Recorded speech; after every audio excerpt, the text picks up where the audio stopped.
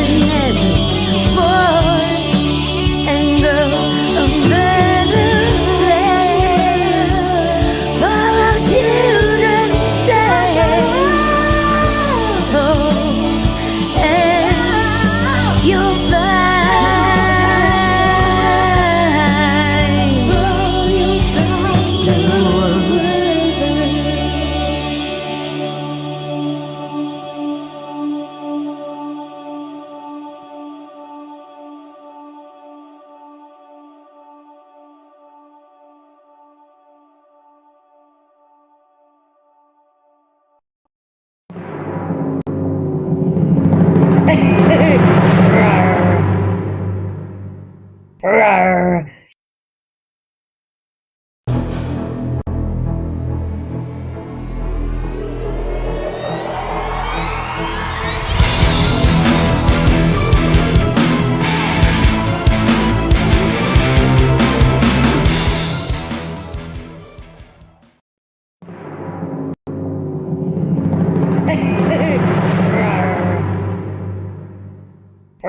Everyone, I am so excited because today we are going to go ahead and meet the one, the only, as Angified presents an exclusive interview.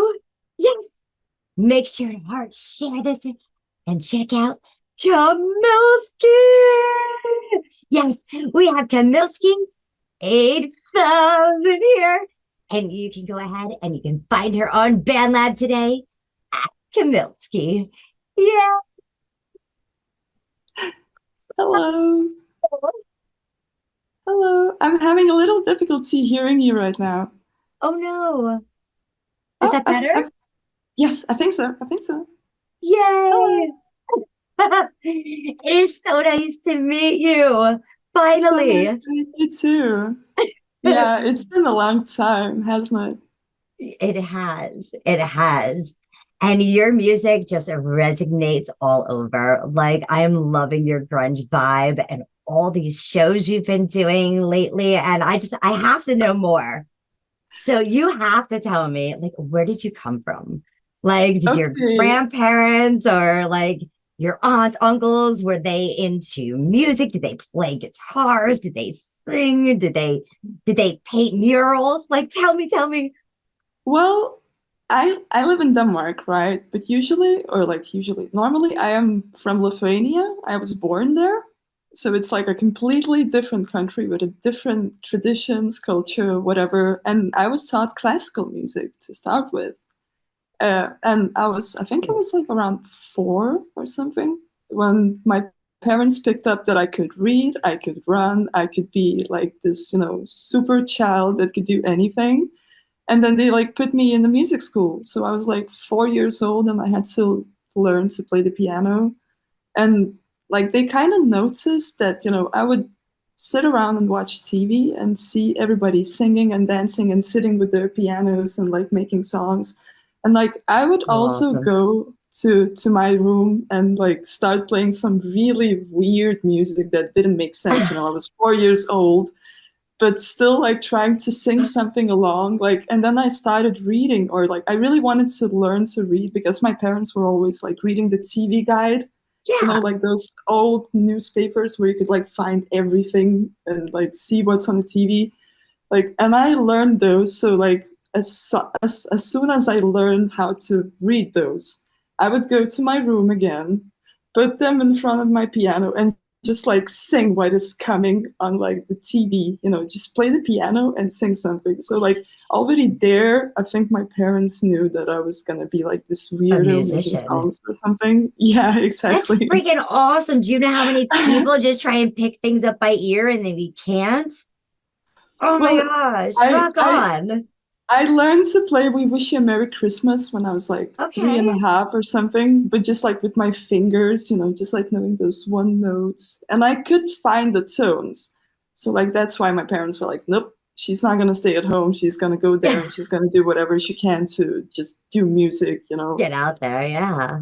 Yeah. But then I became this really troubled teenager, or like I wasn't troubled. I didn't do any crime or anything, but like I was just like this, a punk that was like not really caring about anything. So like I was like, no, I don't want to play classical piano. This is not for me, And then suddenly I threw it all away just to move to Denmark because my mother moved here.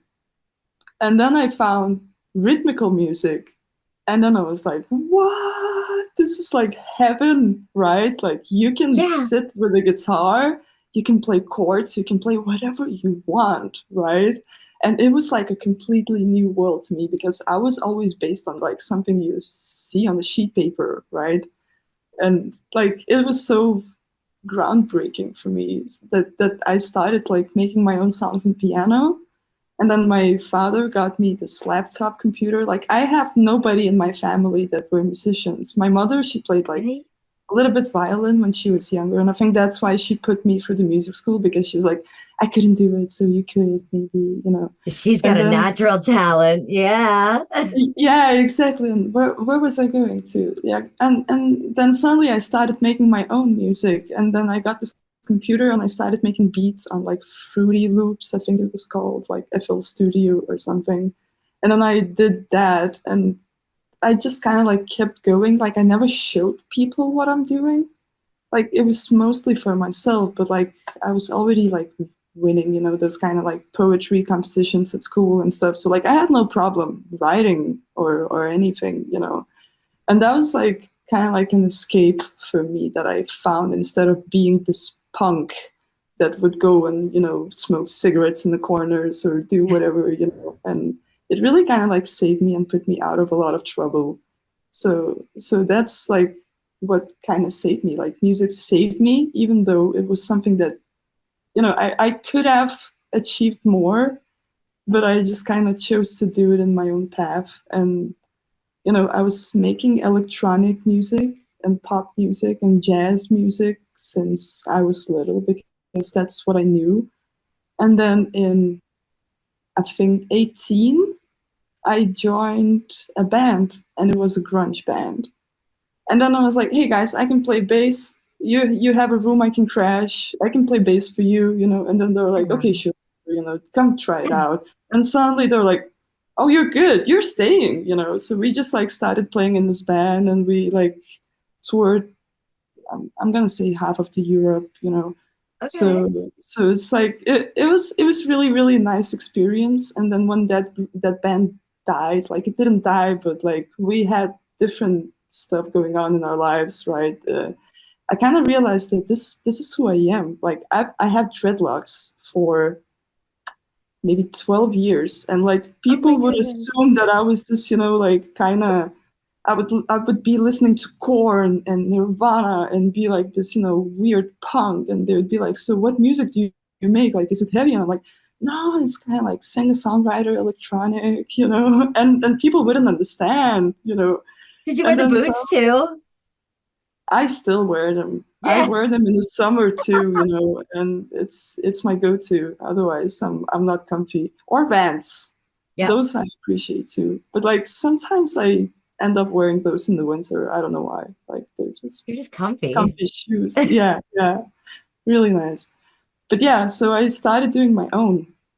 And I figured that, hey, this is gonna be me. This is me, you know. Even though I cut my dreads, and I thought that I was gonna say goodbye to it. Like, the inspiration just came. It came and just blew me, you know.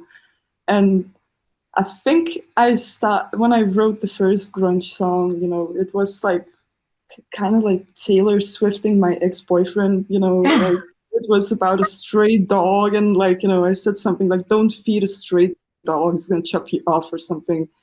And yeah, it became a song, and then I kind of liked it. And then I started, like, I kept on doing it, and that's what I'm doing now. Like, I'm doing grunge music for like, what, 1.5 years now, and I love it. I'm loving it. Like, it's the best thing that could happen to me. What a journey. Yeah, really, from a classical musician that sat by her piano like 24/7 to learning to actually play the guitar. I've been playing guitar for, I don't know, 1.5 years. So, okay. That's awesome. Well, they say if you can play piano, you can play anything. Well, yeah, probably. Or like, if you just know the tones, you can recognize the tones, you can do anything. It's just about the rhythm. And you have the natural gift of being able to just hear it naturally. So freaking awesome. I would say I would be much better if I did more about it, but unfortunately I'm not, which has probably been like that thing, you know, like when you're so young and somebody pushes you into like all these competitions and winning. It wasn't the right time. It wasn't the right time, you know, like one just gets kind of like worn off, and then they have to start over from somewhere else. But I thought grunge was perfect, so why not go that way? You know, like, I'm 29 years old. You know, I'm not getting younger, and I better do it now and get it over with because it's on my checklist. So yeah, that's what I think. Freaking awesome. And did anybody do art? Did they paint? Did you have any kind of artistic type of inspirations? For like just growing up. Yeah, just like growing up. Like, did you draw?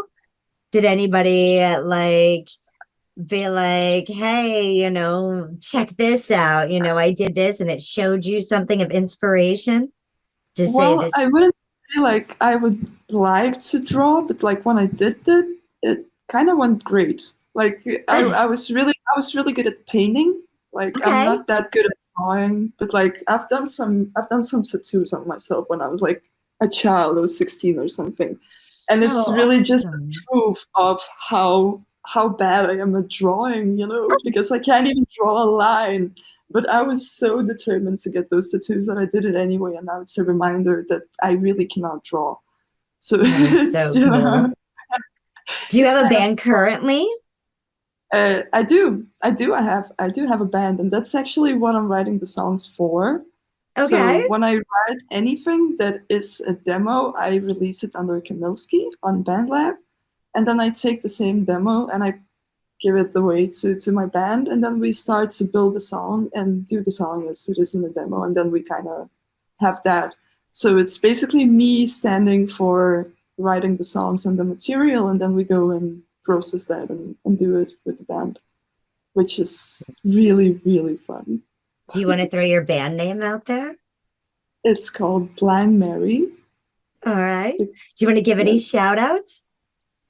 I don't know. I want to give a shout out to Charlie because I know that Charlie is on BandLab and she might be watching this, and she's the bassist. So that's a shout out for you, Charlie. And hey, Mom, if you're watching, I don't think she is, but yeah, it was worth a try. Well, let me ask. You have some songs that you sent in, and I know you said you write them for your band. Where did the inspiration for Four Leaf Clover come from? Oh, that's a weird one. So I have this neighbor that I have been neighbors with him for like, I don't know, 2-3 years now. And we're just so shy to say hello to each other. Like it's crazy, And at some point I was like, hey, I'm going to find a 4-leaf clover. And if I find it, I'm going to go and say hi to that guy, And then I went around for, I don't know, maybe like a day or something. I'm a hopeless romantic. I can't, like, I have to do this, And I went to like a forest, to a field, to like behind my house, my block, like I couldn't find it. And then suddenly he is going out with the laundry. And then he's like, oh, hello there. And I'm like, what? I didn't find the 4-leaf clover, like it makes no sense.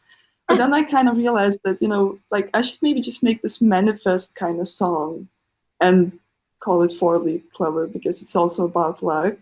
And talking about Charlie, she is actually really based on 4-leaf clovers and luck in general. Like she believes in luck, and she has like those really crazy theories about it. And like sometimes when we meet with the band, like we chat about it, and she tells like these really cool coincidences she believes in, and it's kind of like her own belief. She always has like a 4-leaf clover somewhere with her, and it's like also kind of like a dedication for her, but also a manifestation to not be too shy and actually speak with my neighbor, right? Like it's just like this basic beautiful stuff. so beautiful. I can't find a 4-leaf clover to save my soul, so if you find one, like, please think of me.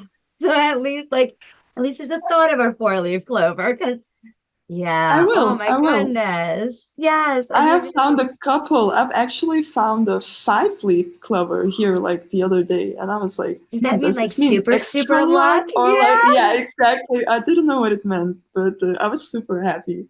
Like a little bit more happy than for the 4-leaf one. Let's check out this 4-leaf clover. Let's do it. All right. Kamilski 8000 at Kamilski Go ahead, like, share, subscribe. You know what to do. Here it is. Woo! 4-leaf clover.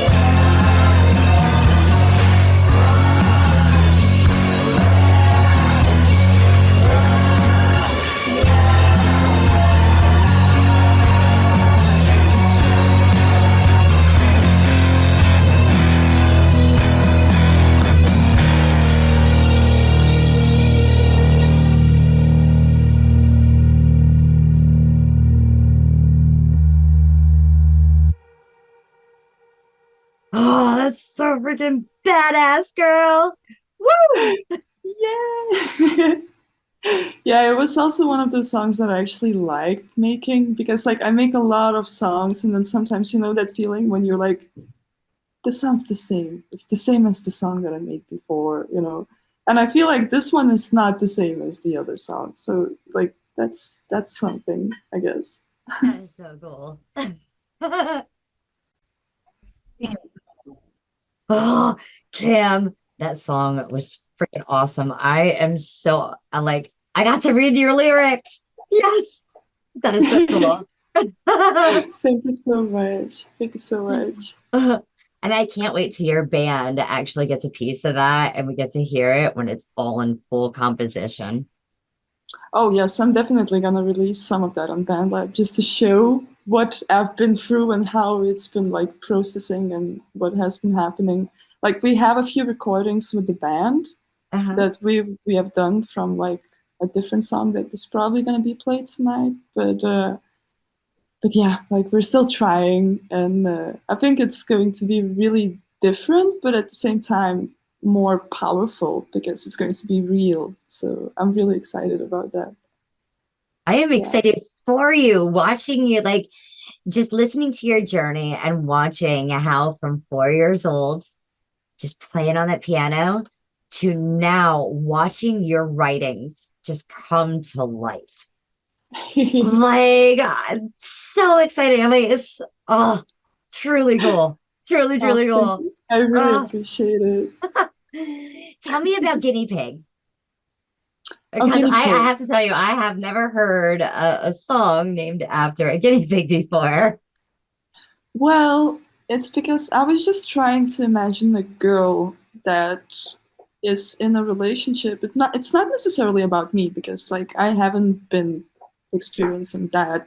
But it's more like about a girl who maybe invests way too much into a relationship without getting way too much back, or like maybe not even getting anything back, and then in the end experiencing everything from being used to being cheated on and still being that guinea pig that is still in the room running around and being taken care of, you know, because you're still this one animal that somebody owns instead of being a human being that is being owned, right? And it just like makes it more, I don't know, like if you get in the role, you kind of start understanding how it feels to be a guinea pig, you know. I love that analogy. It's kind of like that. So to feel like the invisible person in the room, the one that's underappreciated. Exactly. And I think that's what I wanted to put in the song and just make that expression kind of real in a way, because maybe somebody is experiencing that and they needed to hear a song about it, you know. I don't know, but it was just one of my inspirations, and I love that. Absolutely. You know, there's so much, especially since COVID, that depression has really hit, and you know, people were cooped up with each other for a long time, you know, exactly. And instead of appreciating coming home from work and seeing your loved ones, and now you're dealing with them 24/7, and you're just like, give me the rope. Exactly. And people are not good at talking about it, you know. They're just kind of, sorry, my dog is a little bit playful right now. Cheers. Anyway, it's just important to talk about it, or like just put some words into it, because otherwise it's not going to work out with the guinea pig being in the cage all the time. And and I know, like, on the mental health like scale, this is definitely that more people need to hear, so they know they are not alone. Exactly. Let's go ahead. Let's check out Guinea Pig. Yay! This is Kamilski, everyone. Kamilski 8000. Find her on BandLab today at Kamilski. Yay! Let's do this.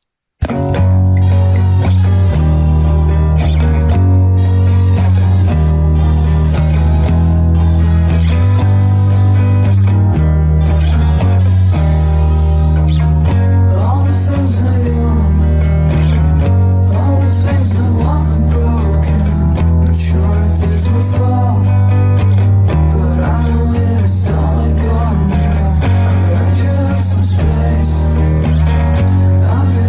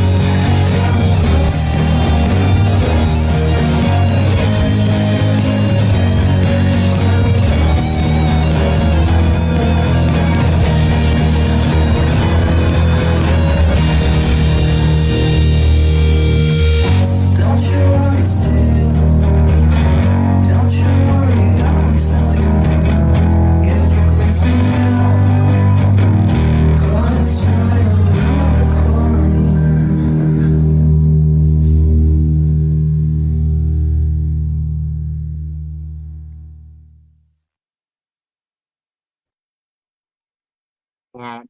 That was so soothing. I could be listening to that, just like laying back in the bathtub or just like Oh, laying in my bed, like before I go to sleep. Oh, really? your Before voice going is to so sleep? awesome. Thank you so much. Your voice is just so soothing. Like, yeah, it puts me at ease. I love Thank you. that. Thank you for sharing. I know it's not Oh, easy to, because like you said, you were kind of like that shy artist. yeah, You I'm a little know? bit introvert. Like, so when I hear a lot of like, what would you call that? Like good words about something I've done, I would definitely just be like, "Oh, you're really sweet," but then I wouldn't know what to say. So like, I'm not really the greatest at taking compliments. Totally understand that. Totally understand that. I'm the same way, behind the scenes, but when I go out and if I do decide to jump into an open mic or perform out there, and people are saying things to me, I'm not used to it because it's Yeah. like, I'm like a hidden person. Like I'm very outgoing, love to jam, love to get up on that stage. Like you, give me the mic, Oh give me, yeah. but yeah, totally not used to those compliments either. Oh, Yeah. where do you plan on going with that one? Because I hope to one day hear you on the radio. Well, we're planning on probably just playing some concerts in Denmark to start with, Okay. and releasing. I think we're releasing 2 songs, which is going to be Guinea Pig and Stray Dog, that we'll probably also be hearing. And I think we're just gonna start with that and see how it goes. We don't have too many plans, but I think that's what the fun is because we already have played 3 concerts and we don't even have material yet or like released material. Okay. So we are wanted. Like I think people want to hear some grunge, and yeah, that's a good thing that the luck has been on our side, just like the 4-leaf clovers and everything. So. Badass. We're gonna tie them all in together before the end of this. What?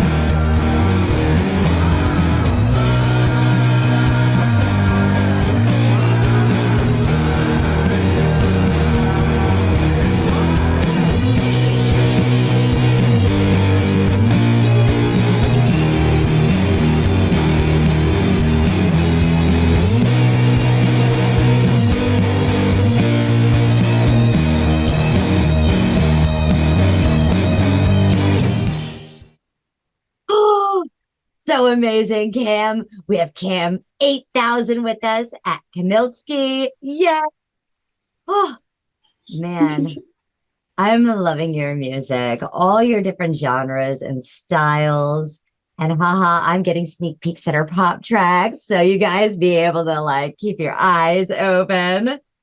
But I have to ask you, tell me about Spastic Fantastic. You don't understand it. You tongue-tied me with this because I was like, the title of this song, and I was like, Spastic Fan. And I was like, nope, it is fantastic. Like, I was like, wow, this is like, all right, I got this 3 times fast. Let's go. Spastic Fantastic, Spastic Fantastic, Spastic Fantastic. I got it. Yay. Anyway, it's maybe it's an literally American thing. Probably, I don't know. Like the song is literally what the name is. It's just being, all spastic and crazy and breaking things, smashing your phone, hitting yourself, whatever, and just going spastic on it. And anyway, like in the end of the day, it's fantastic. Whatever, like you're gonna carry on, so just get like all the aggressions out and just have it fantastic, like it's pretty much what the song is. So it's in the name, and yeah. So in yeah. good therapy, break everything. and then you'll feel much better. Yeah, maybe. I don't know. Hopefully. Well, let's go ahead. Let's check out Spastic Fantastic. Woohoo! We're listening to Kamilski 8000. Again, guys, make sure you go ahead and subscribe at BandLab. Yes, you know how to do it? Well, you better. You go ahead, type this in at Kamilski. Hit the notification bell so that way every time she posts something, you get a notification that she's got something new. Here we go.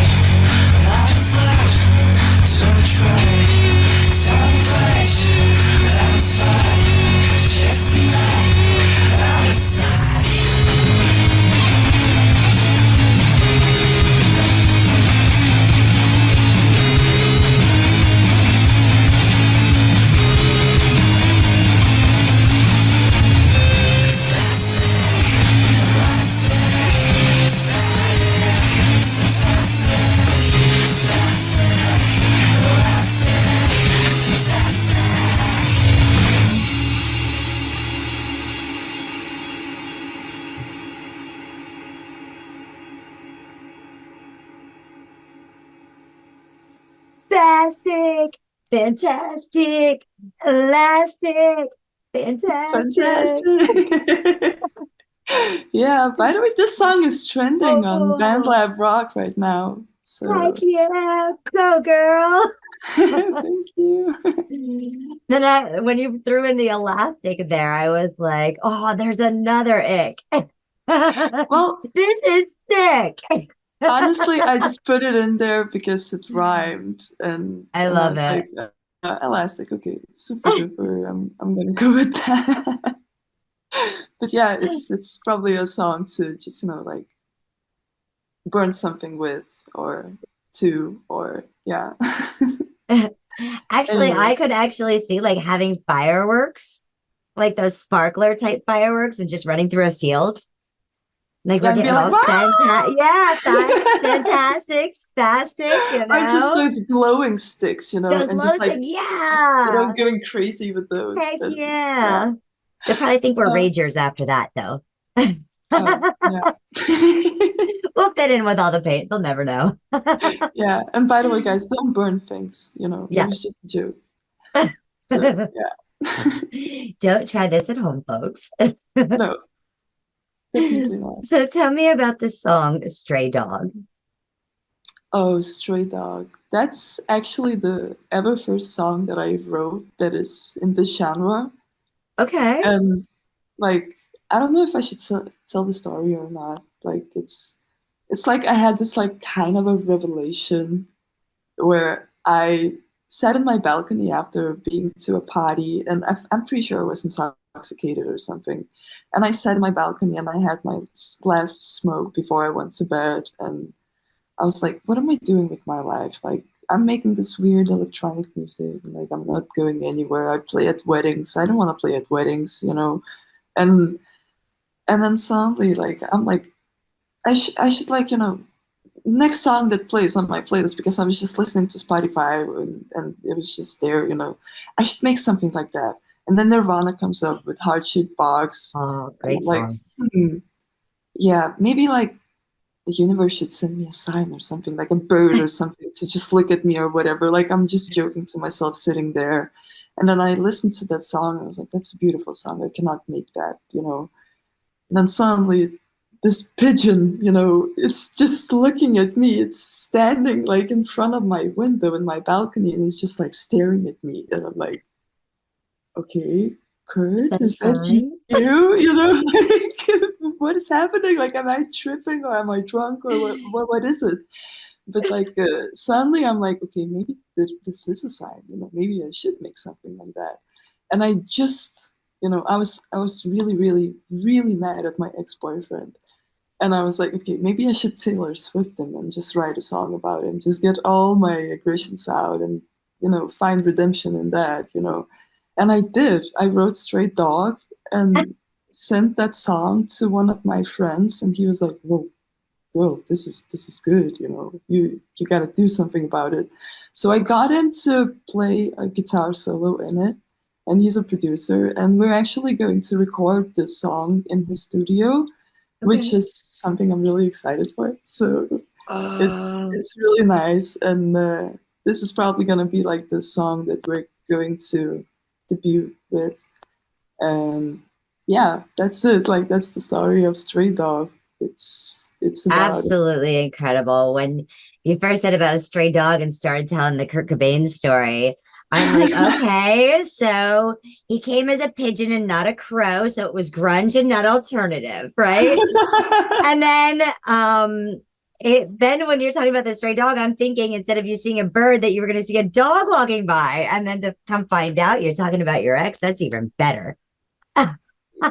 Yeah, like, I don't know how the idea just came to me. Like, I just thought of that pigeon, and then I was like, okay, I gotta grab my guitar, I gotta do something, and just like threw a few chords together and it became that. So yeah, it was definitely because of the pigeon. I don't know if that was Kurt. I'm not sure about that, but definitely really that is so awesome. Significant in my life. Let's go ahead. Let's listen to Stray Dog. Make sure you guys go out there, hit that notification bell for when she debuts this song. Oh, I can't wait. When are you going to the studio? Oh, we're going to do that in September? Yes! Stay tuned. Here comes Stray Dog.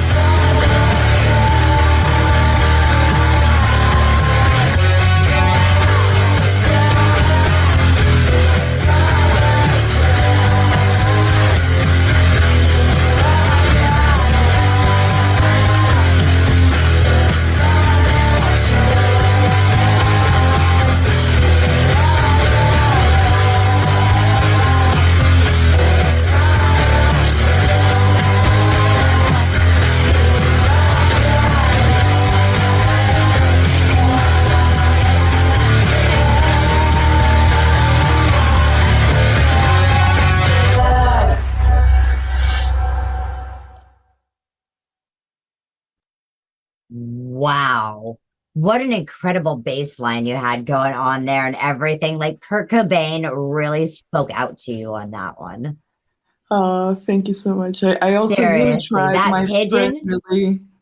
My friend really helped me on that bass line because it was really difficult. But You could I hear the got it. bass line was so awesome though. Guitar solo, that was like my favorite part. I think that was like Yeah. the thing. Oh, Thank you so much. freaking awesome. We're sitting here with the next Nirvana, Kamilski. Yes. She's gonna Oh, take your airways and your ears all over the radios, all over Spotify, all over BandLab. You watch out for her, Europe. yeah, let's see about that. But I know that there are a lot of really talented musicians on BandLab that are making kind of the same as I am. And I can give you Yes. some recommendations and some pointers if it Oh, is. I'd love Because that. because I know that they are really, really good. And I'm also inspired by a lot of them actually. So yeah. I You can't guys should wait. I really can't wait. Do you want to give some shout outs? well, yeah, I mean Kevin Clark, Skip Dipper, those are my favorite go-tos every time I need some new music. Rick Tyrell, he's really good at making rock, progressive music. It's crazy good. Like it's really, really crazy. And I just stumbled upon a new band called Reckless Arcade. I think it's Okay. made by someone called Rec and Multistory. Ooh, And you have to they're share that one with sounding me. they're sounding exactly like Queens of the Stone Age. Like it's crazy Oh, good. Like it's really, really good. So you guys should really go and check them out. So absolutely. yeah, BandLab Oh, really has some gems in there. So yeah, I'm not the only one. I'm not the only one. yes, yes. Oh, man. I know you said we shouldn't start fires, but you got to tell me about wildfire. Oh, Wildfire. Oh, that was actually there's not so much to tell. Like I think I was like down for quite a couple of months. Like I have a bipolar uh, disorder. Okay. and and it happens sometimes when you just have a few months where you're feeling a little bit blue and you're just kind of helpless and just waiting until those few months they're gonna pass. And when they passed, I kind of got mad at myself and I was like, okay, let's write a song about something that burns. Like what is my favorite element? That's fire. Okay, let's write a song about a fire. Let's like write a song about a woman who can do things, a woman that is like stronger than the devil himself, like he's scared of her because she can do things and she can put everything into boxes and places. And it's like more like an ode to a woman. I'm not a feminist, like not a big time feminist, but I think women's voice like is kind of important to be heard lately, or these days at least, because like we're getting a little bit like, yeah, okay, you said it, fine, but you're also a woman, that's why you say things. But we say things constantly because we're never heard. And Wildfire is more like, listen to me, just listen to me, because like I am that burning thing, like I'm gonna burn whatever. So it's like just an ode to a woman, basically. Yeah. We're going to burn you like wildfire. Well, she's I burning love already, so. it. I love it. Aw. Cam, this has been absolutely awesome. Going ahead, listening to your story, listen to your songs, being able to see some of the lyrics, because I know you're going to be coming out with more in the future. Oh man, I can't wait to see where you go, Cam.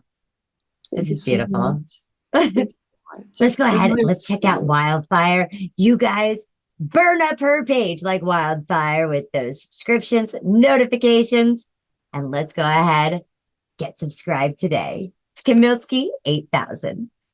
Here is Wildfire. It's Kamilski.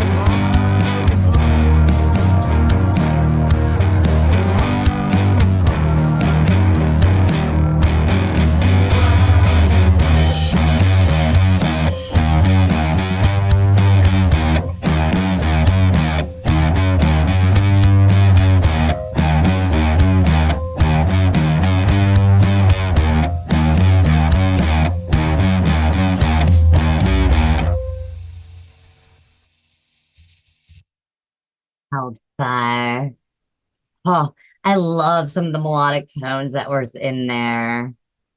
Thank you so much.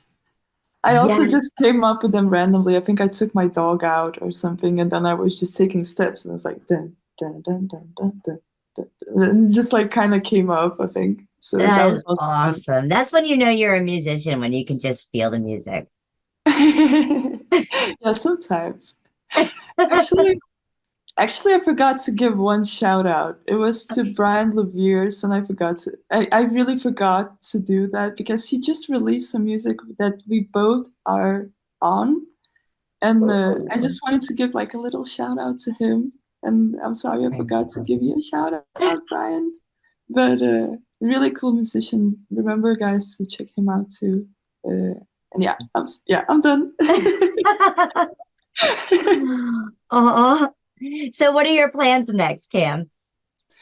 Well, definitely to record all this music that I have with my band, and then take it from there, go play some concerts, maybe release the music, of course, definitely. We're going to be releasing Stray Dog probably in October. And then from then, we're going to take another song called Guinea Pig that will also be recorded. And we're just really super excited. But right now we're kind of having like a summer vacation. So everybody's traveling and doing their things and visiting their girlfriends. And yeah. So now we're just taking it easy, and we're super excited to get to it again. And that's probably the next step. Just get in the studio and get something recorded. So yeah. That's awesome. School's back in session for Kamilski and the band in September as they head into the studios. So you prepared for when they release their album in October on platforms. Yes, you could own a copy of it too. Oh, I love it. Cam, thanks so much for coming in, for doing this interview with me. It has been an absolute blessing to meet you and to be able to find out so much and to learn more about your music and your style and the reasons for, all these great compositions that you make. Thank you so much. Truly a blessing. Thank you so much for being interested and inviting me to be on the show. It's really an honor to be here. So anytime. I'm really glad. From our home to your home. Thanks again. This is Angified Presents. We have been going ahead and tuning in, and you make sure you tune in too. Kamilski, yes, like, share, subscribe. Kamilski 8000, you'll see it, but it's at Kamilski. Make sure you get that right. Band Lab, I am talking to you. Thanks again for being part of our show here on Angified Presents. Like, share, and subscribe. And have a great night. Toodles.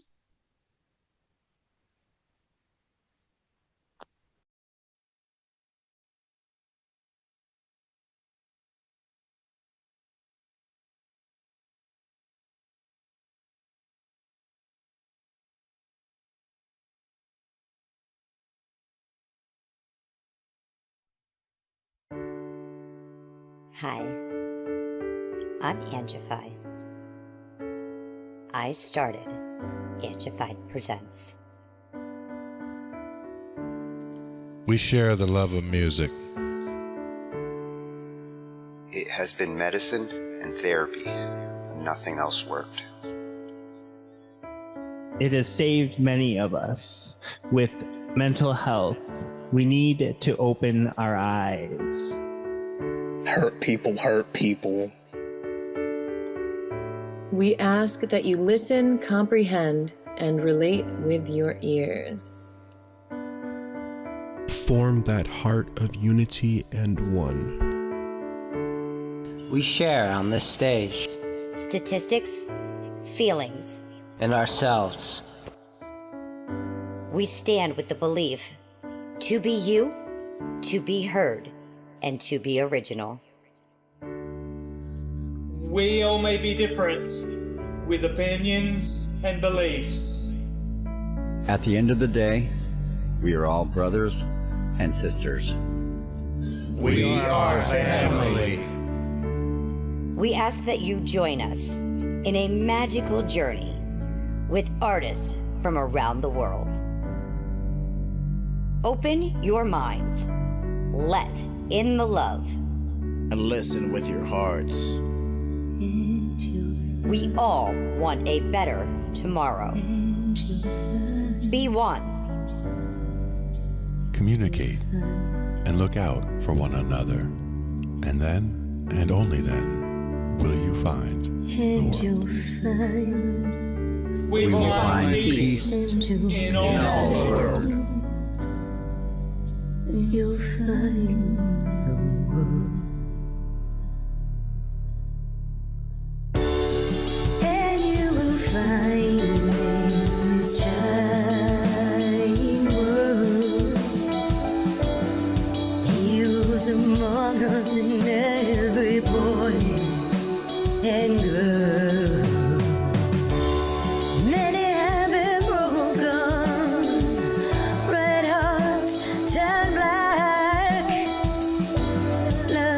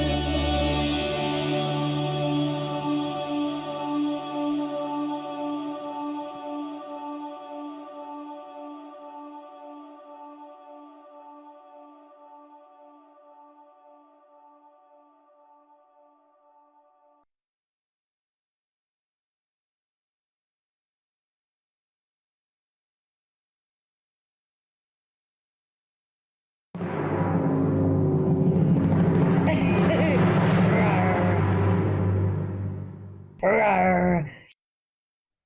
Rawr.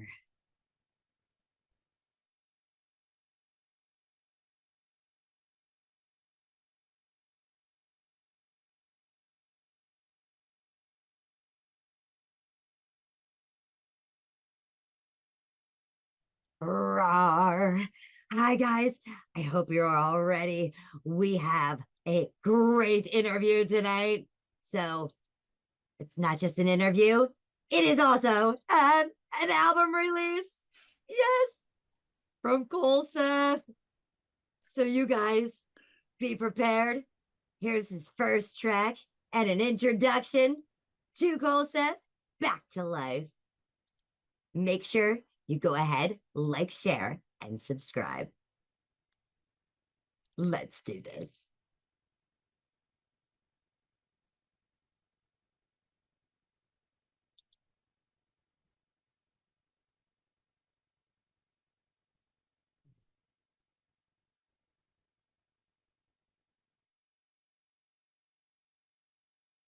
Let me go ahead, just let you know.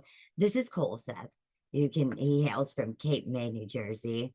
And I have to tell you, his official name is Colby Seth, the unofficial touchscreen MIDI Master king here on the lab, okay? And every place else that I have heard, he is amazing.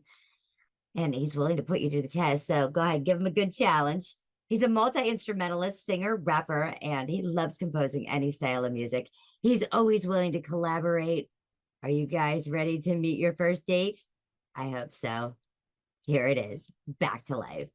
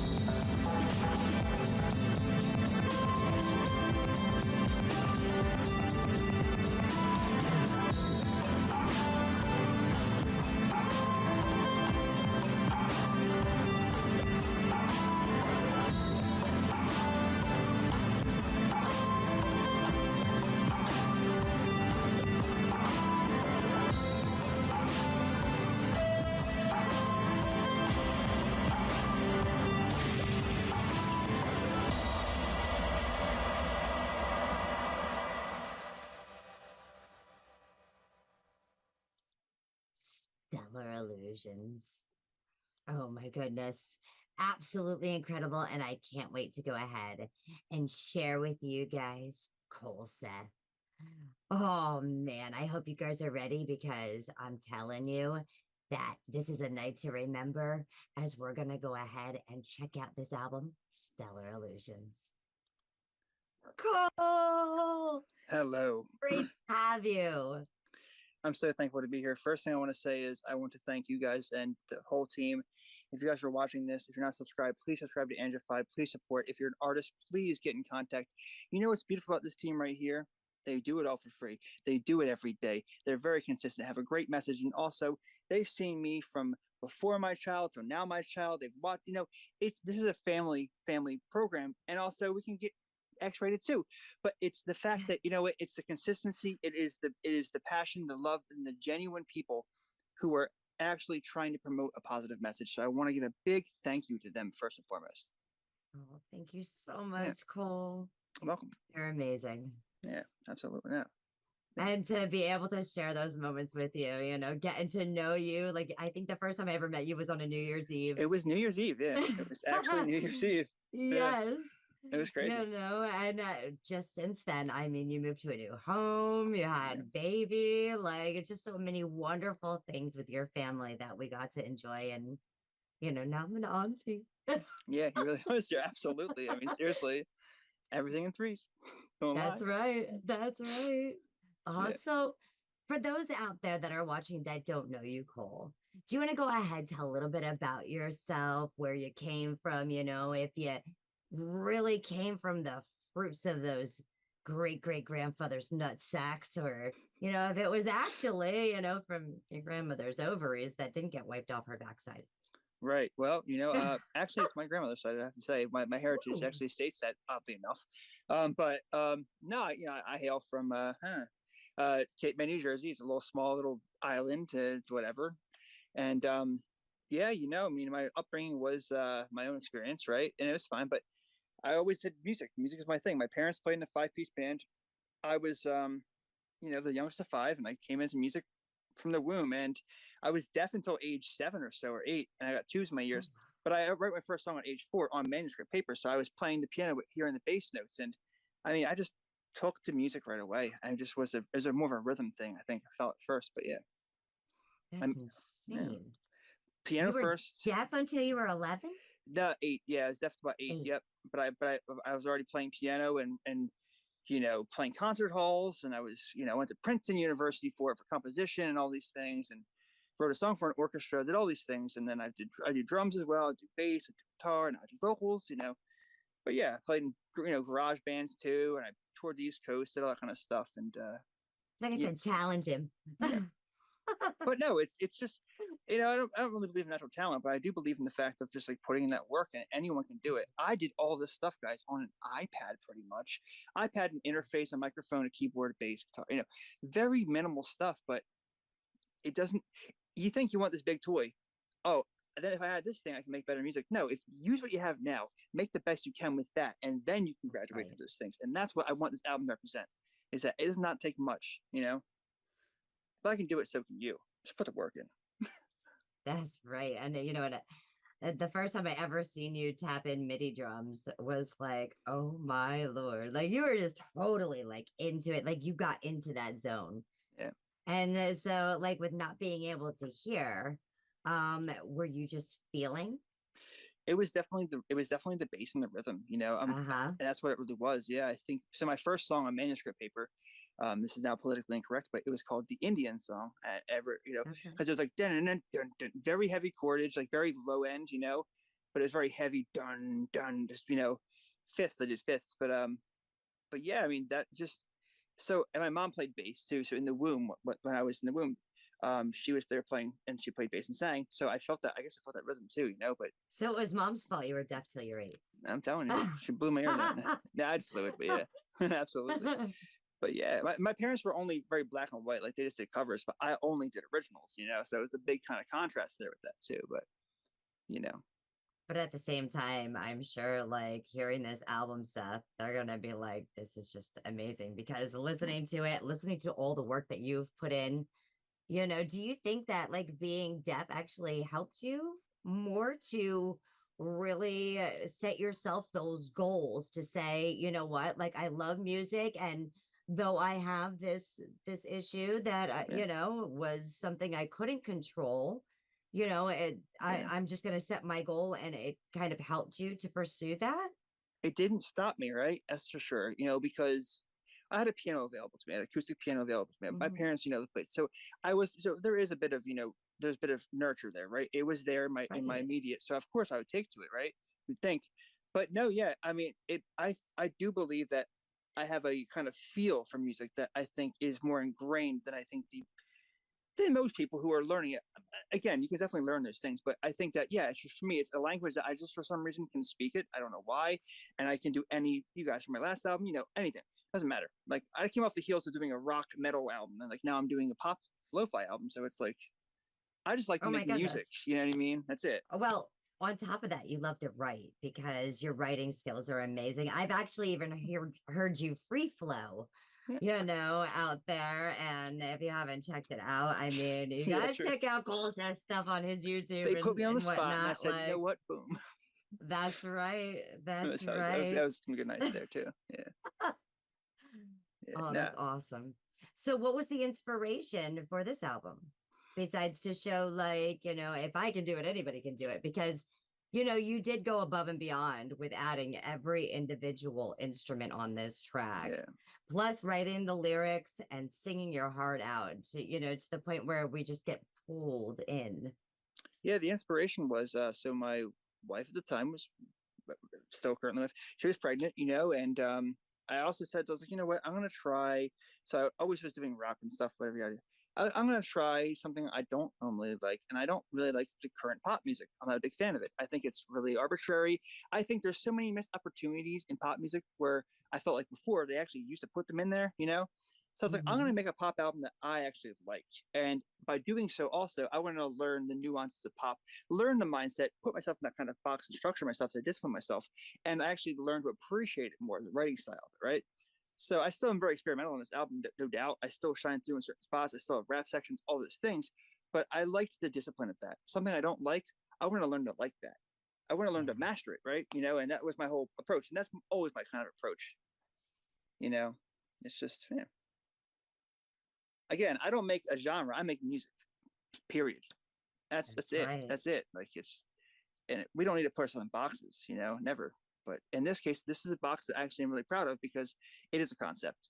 Because the concept really is about, it's all moon themed, and I like that idea. And it's about, so it's opening up your mind, the spiritual energy of that. Also, too, I talk about in the next song, we'll see my wife and the kid coming to be. Eventually, you'll see a song that has my kid in it, about but he's not born yet, but a big talk about him. And it's pretty much that, and a relationship and love and all these things, all the pop tropes, right?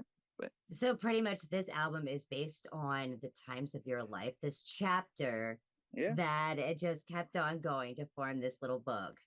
Absolutely. Of 2024. Yeah. And it took me almost exactly a year to make this album and put it out. I mean, to the T. And it was, but I really took my time with it, which I'm really thankful. So even if you have limited stuff, guys, take your time with that. Just taking one track or just recording one take, don't sell yourself short. And also don't give that to some producer. Like that's weak. Like do it again. Find the emotion, find the tone, find your energy in there, sit with that for a bit, come back to it, and then see. Because you can always wait to release something, but once you release it, it's no longer yours. So it's I don't know. So it's a mindset. And get yourself a family that, will listen to give you some feedback and help you as you grow. And that was you guys big time. That was you guys huge. I mean, seriously, come on. That's it. Always, always, always ask for people what they think, and if you're not releasing stuff, then you're not creating stuff in my eyes, right? Like, because if you just create stuff and you're, I'm not ready yet, well, you'll never know until you know. Put it out there and then get that feedback and then go from there. Mm-hmm. That's it.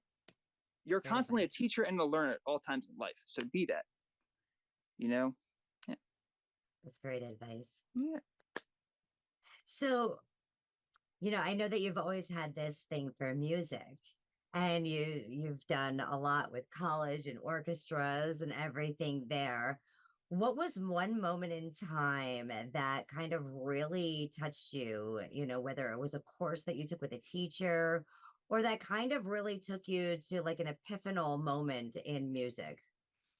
So, okay, I can give you an example. So it was when I was in Princeton for composition. So I was the only person there, believe it or not, who couldn't read music. So even though I could play all these things and I do it, my ear was so strong, I'd hear it and just I see my teacher play it right back. So when they told me, well, since you are playing the same thing twice in your compositions, it's valid. You did make this. So what that meant to me was like that so long are the days of these black and white, you have to learn how to read and write. No, you don't need to.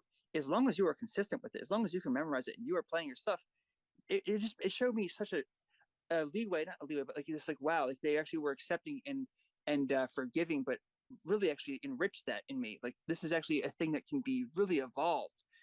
Being creative is now a strength more than ever. And that was huge for me because we had to write a song every single day for this course. It was like a 2-week thing for college, right? I did. While I was in 10th grade, I actually got accepted to go to Princeton. And at the end, we had a big grand finale. But they literally were like, dude, well, you're playing the same thing. You made this. This is valid. Yeah. And yeah, it was a big one. Wow. Yeah. That is crazy. Yeah. And then even my orchestra teacher, too, who helped me transpose all my parts that I made for the orchestra song, to each instrument, was like, well, you can't fit a square peg in a round hole.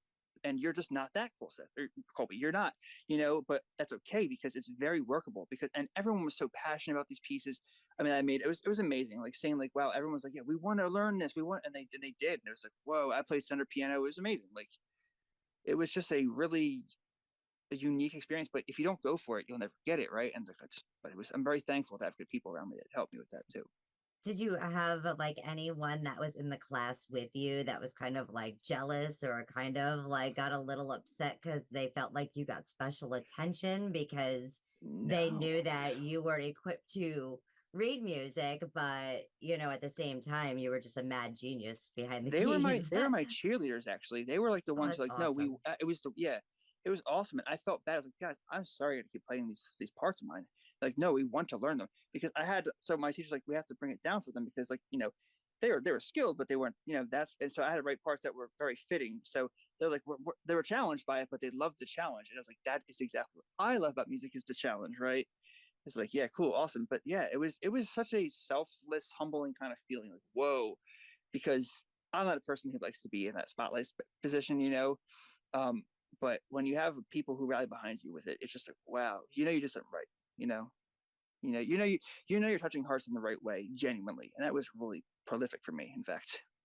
Was there any songs that your parents actually went ahead and listened to that was one of your originals that, kind of really touched them in a way that kind of made it like, now they're seeing me for who I am?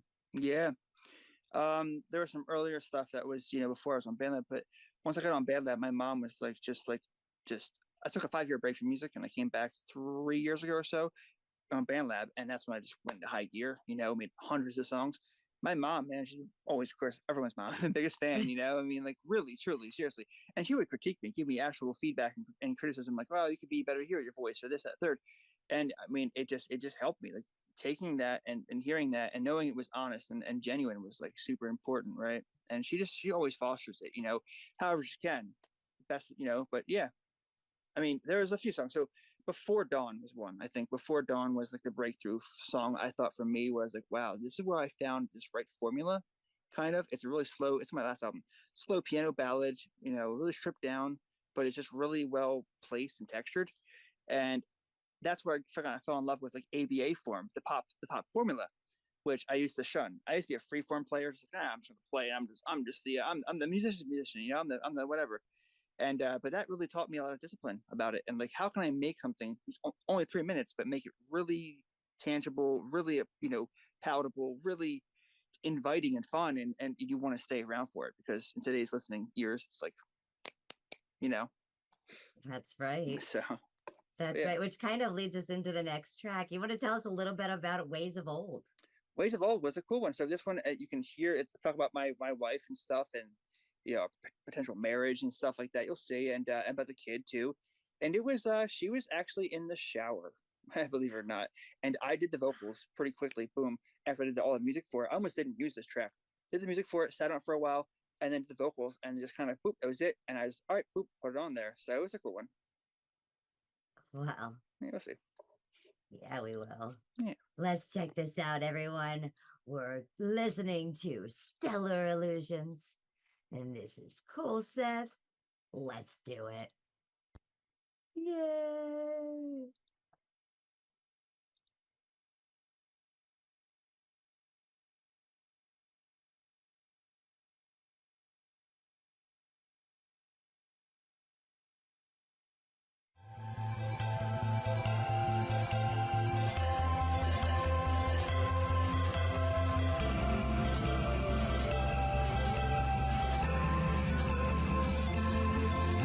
Center of my mind, I saw you crying there by yourself.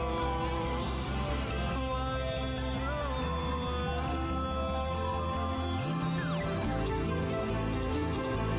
Did you know time's an illusionary barrier that doesn't exist?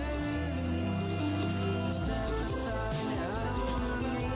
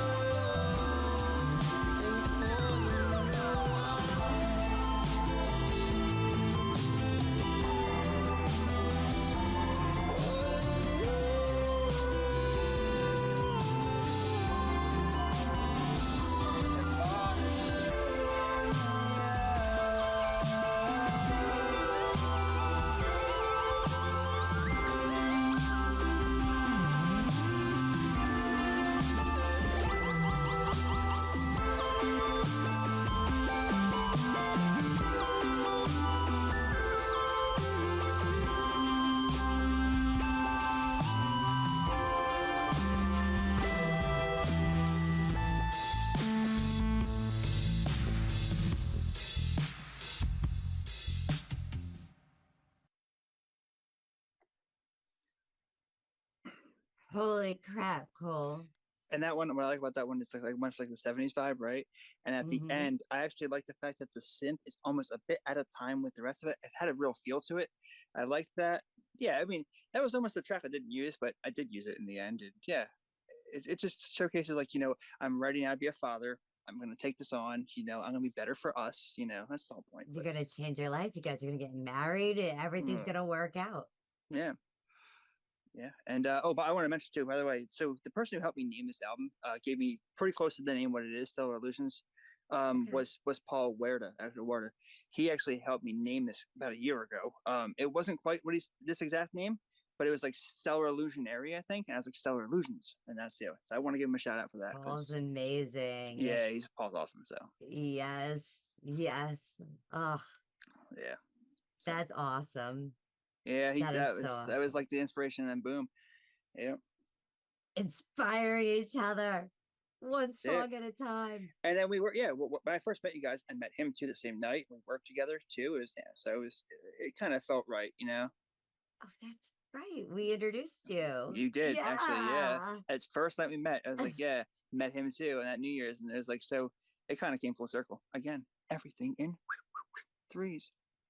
It happens for a reason. That's it. Even when we shoot at the moon. And this one is the hit, by the way, guys. So I see this album like this. Those first 3 songs are kind of like my voice soft, and now we're gonna get somewhere, and then we're gonna get more EDM at the end. So just bear with us, guys. We'll be there. This is like a storybook. Yeah. It was a year's time, so it's definitely sectioned off, I think. But yeah. That's right. Time to So tell us more about this shot at the moon, because we're going to be listening to it in a moment, and it's Shot at the about to Moon. get real, folks. Shout Out to Moon. So good. It's, yeah. So Shout Out to Moon is awesome because it was actually the first song I made before I had the album.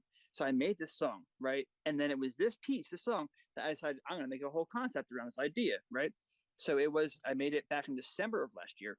And then I was like, all right, you know what? I'm going to make an album now. And that's so then everything kind of fell into place. I put it as track 4 for a reason. So it's like kind of, it's good enough pickup. Tucked in. And yeah, I mean, this song has picked up, like marketing deals right now for me. This freaking song, all these things. And it's like, whoo, this is the one, I guess.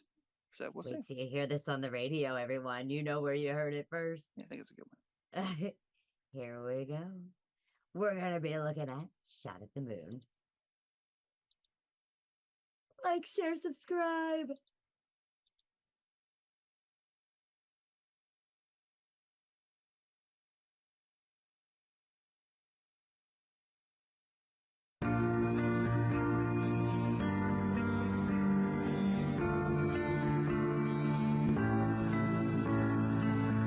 Shut down by the landslide on the moon, yeah. Shut down by the landslide on the moon, yeah. I'll never go back home again. I was shot down by the landslide on the once in a lifetime, you'll get the shot and chance to move. Bring a friend or two, you might need all your crew. And then you're cool. Help me, baby, 'cause I'm dying alone. And I know you ran off. Where is your telephone? Oh no, the milkman came and gave you a bone. And I can better not let me for some other man today. Shot down by the landslide on the moon. Shot down by the landslide on the moon. And I'll never go back home again. 'Cause I was shot down by the landslide on the moon, yeah.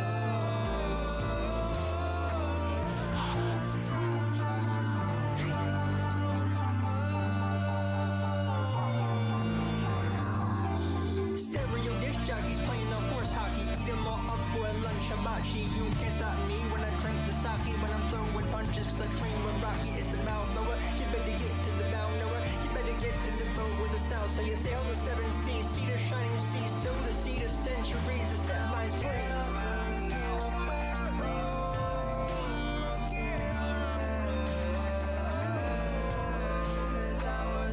Shut down by the landslide on the moon,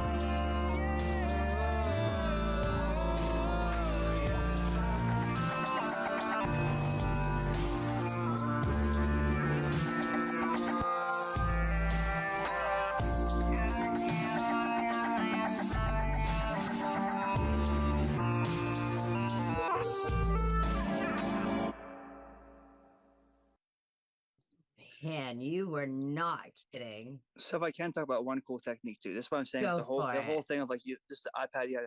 So that little at the end, a little kind of like what's it called? What was his name? Who had the mouth thing? Come on, who had that? Wow. Wow. Come on, you guys would know him. Oh my gosh, I can't think of him. Yes, he had the not a vocoder, but it was the voice thing he put in his voice box. Who was that guy? Peter Frampton. Okay. So that kind of what I did for that technique was just that's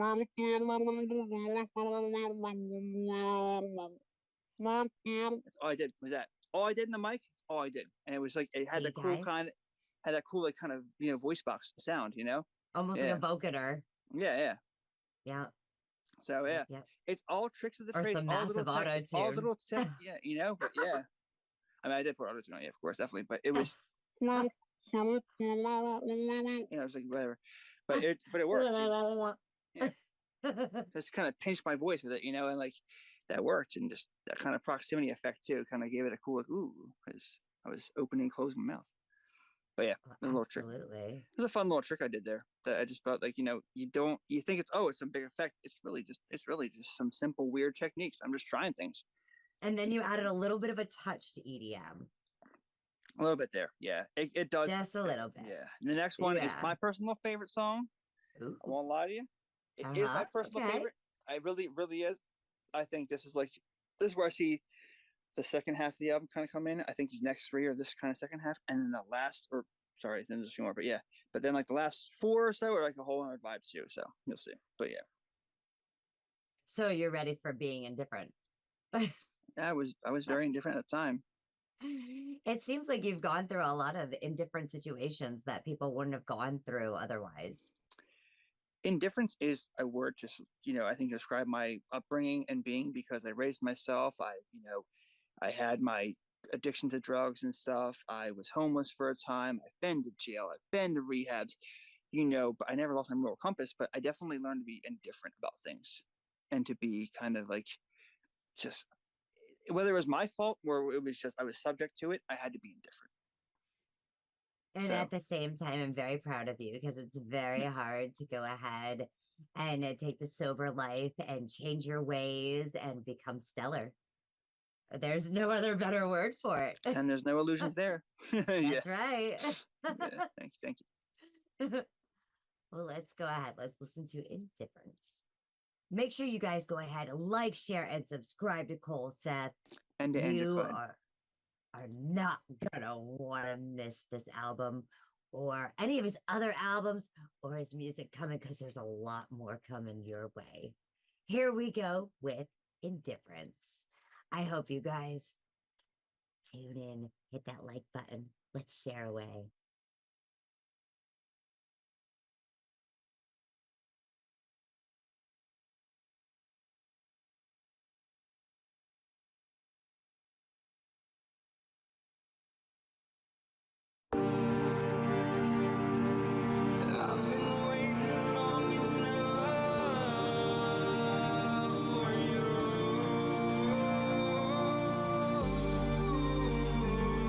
Like really,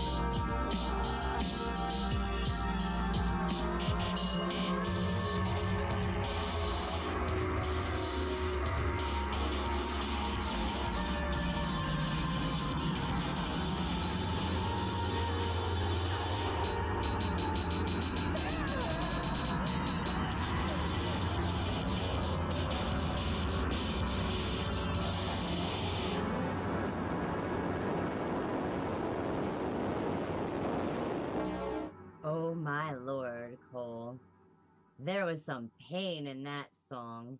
It felt like a bad dream that just got worse. Yeah.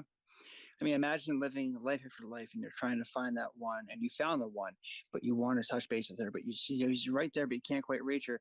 And I'll die for you. I'll come back for you. And just like, and then that dissension, in my mind, is like that shifting of dimensions of like, this is the death, this is the rebirth, but it's kind of a darker thing at a time because I feel like it might be a bit chaotic and then it might be really beautiful, but yeah. It's a little bit of both. Yeah. Because you feel like your heart's breaking. Yeah. Like again, I was right there and I lost you. Like it's like, you know what I mean? Yeah. But then at some points in it, you're telling her to go. Yeah. It's almost like there's so much pain like built up in there that you're just like, you know what? Like, I'm gonna atomically combust. Yeah.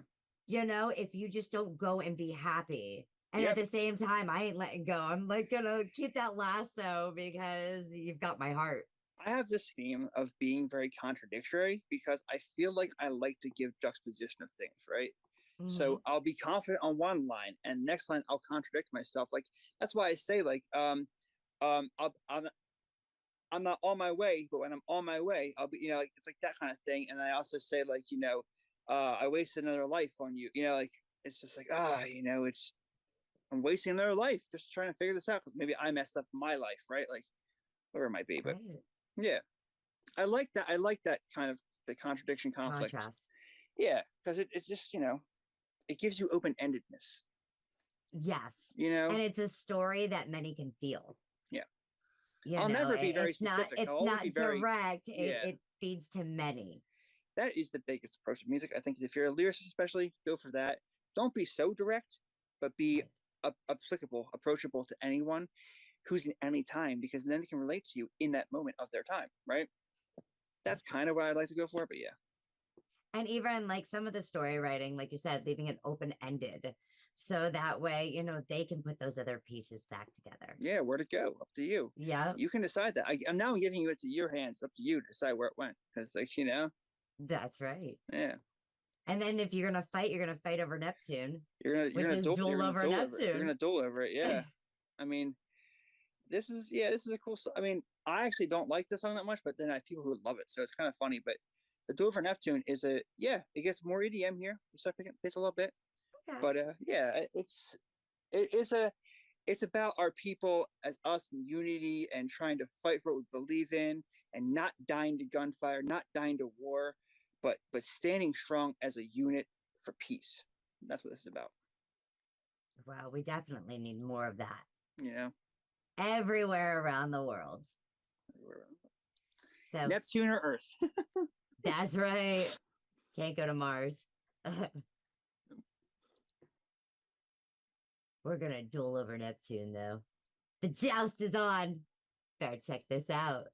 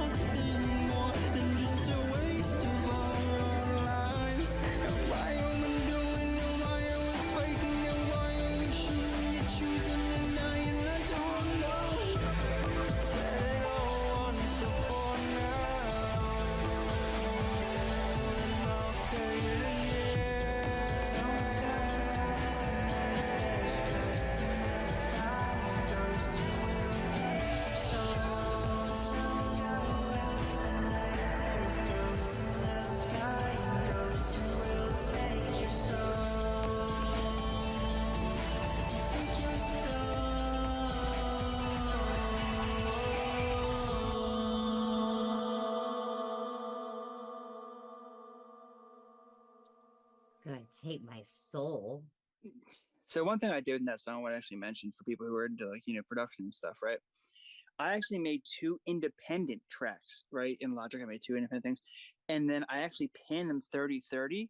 So it's 2 co-occurring tracks that are, same key. Of course they work.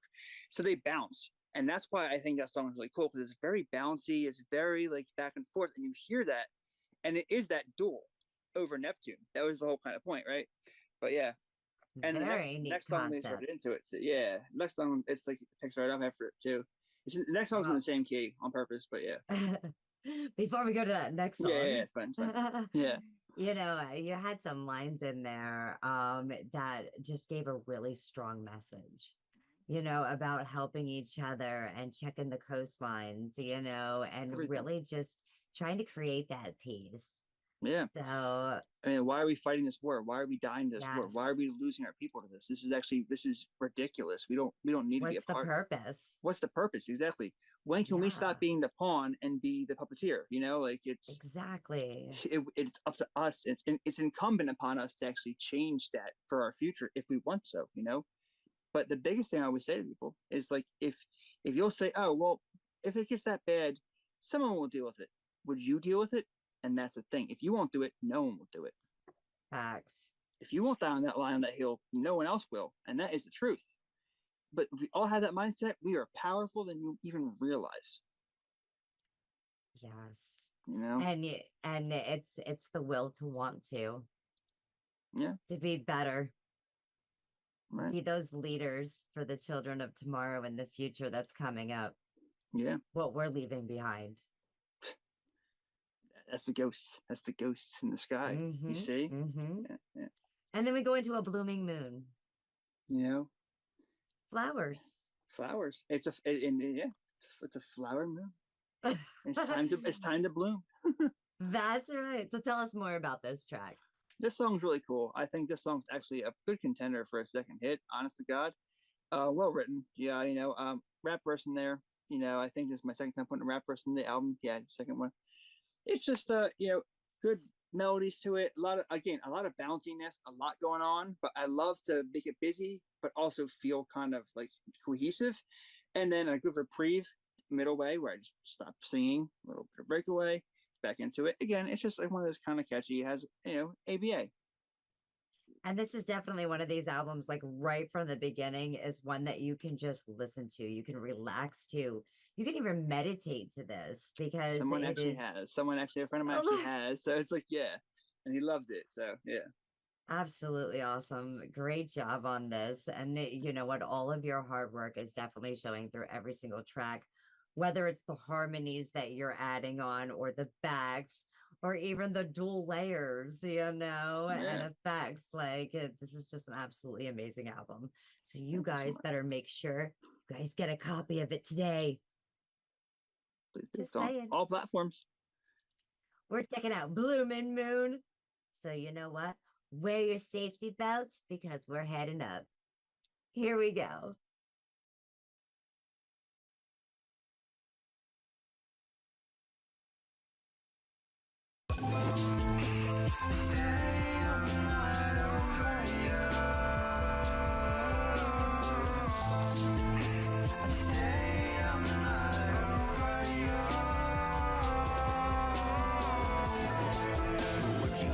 Another chance if I asked you.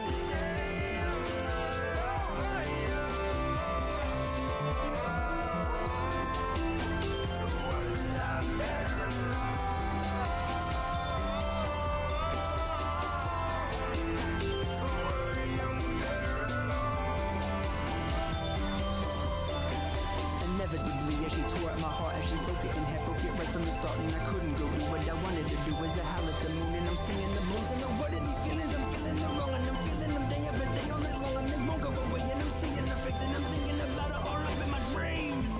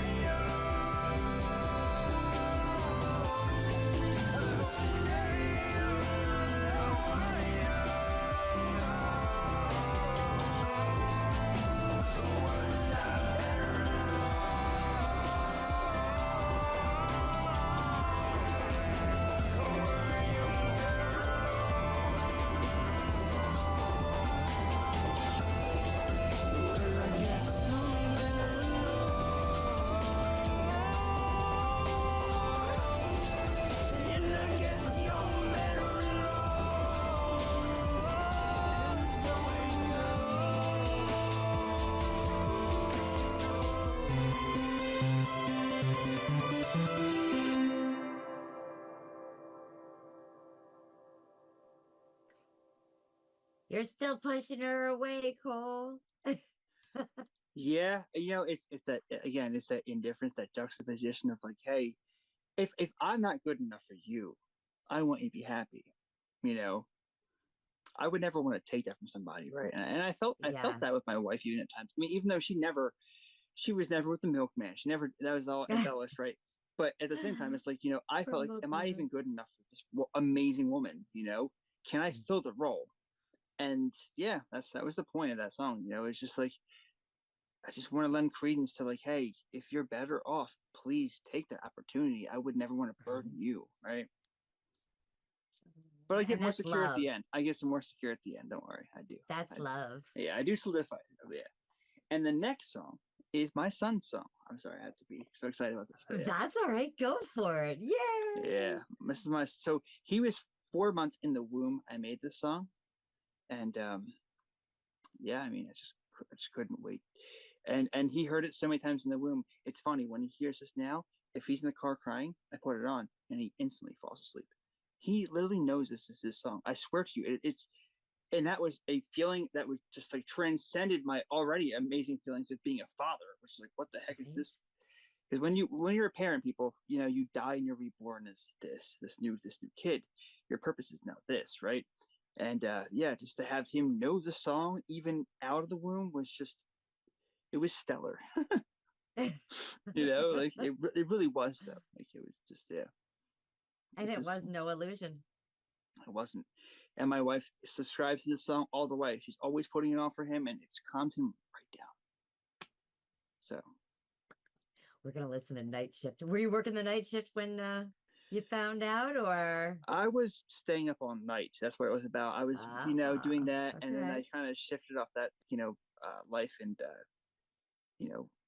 I couldn't. I was working a job too. It was just like, but yeah, so it was about that and how I was like really dedicated and so enthralled by music at the time that I was like, all right, well, this is my son's coming and I want to pay this way. And, and his name is ColSeth and he's going to steal my music one day. It's like, oh, God dang it. Yeah, I'm just kidding. He's not just going to steal your music one day. He's going to overdo you one day. I hope he's picked all this stuff up from the womb. So, you are breeding a musical, beautiful genius right there.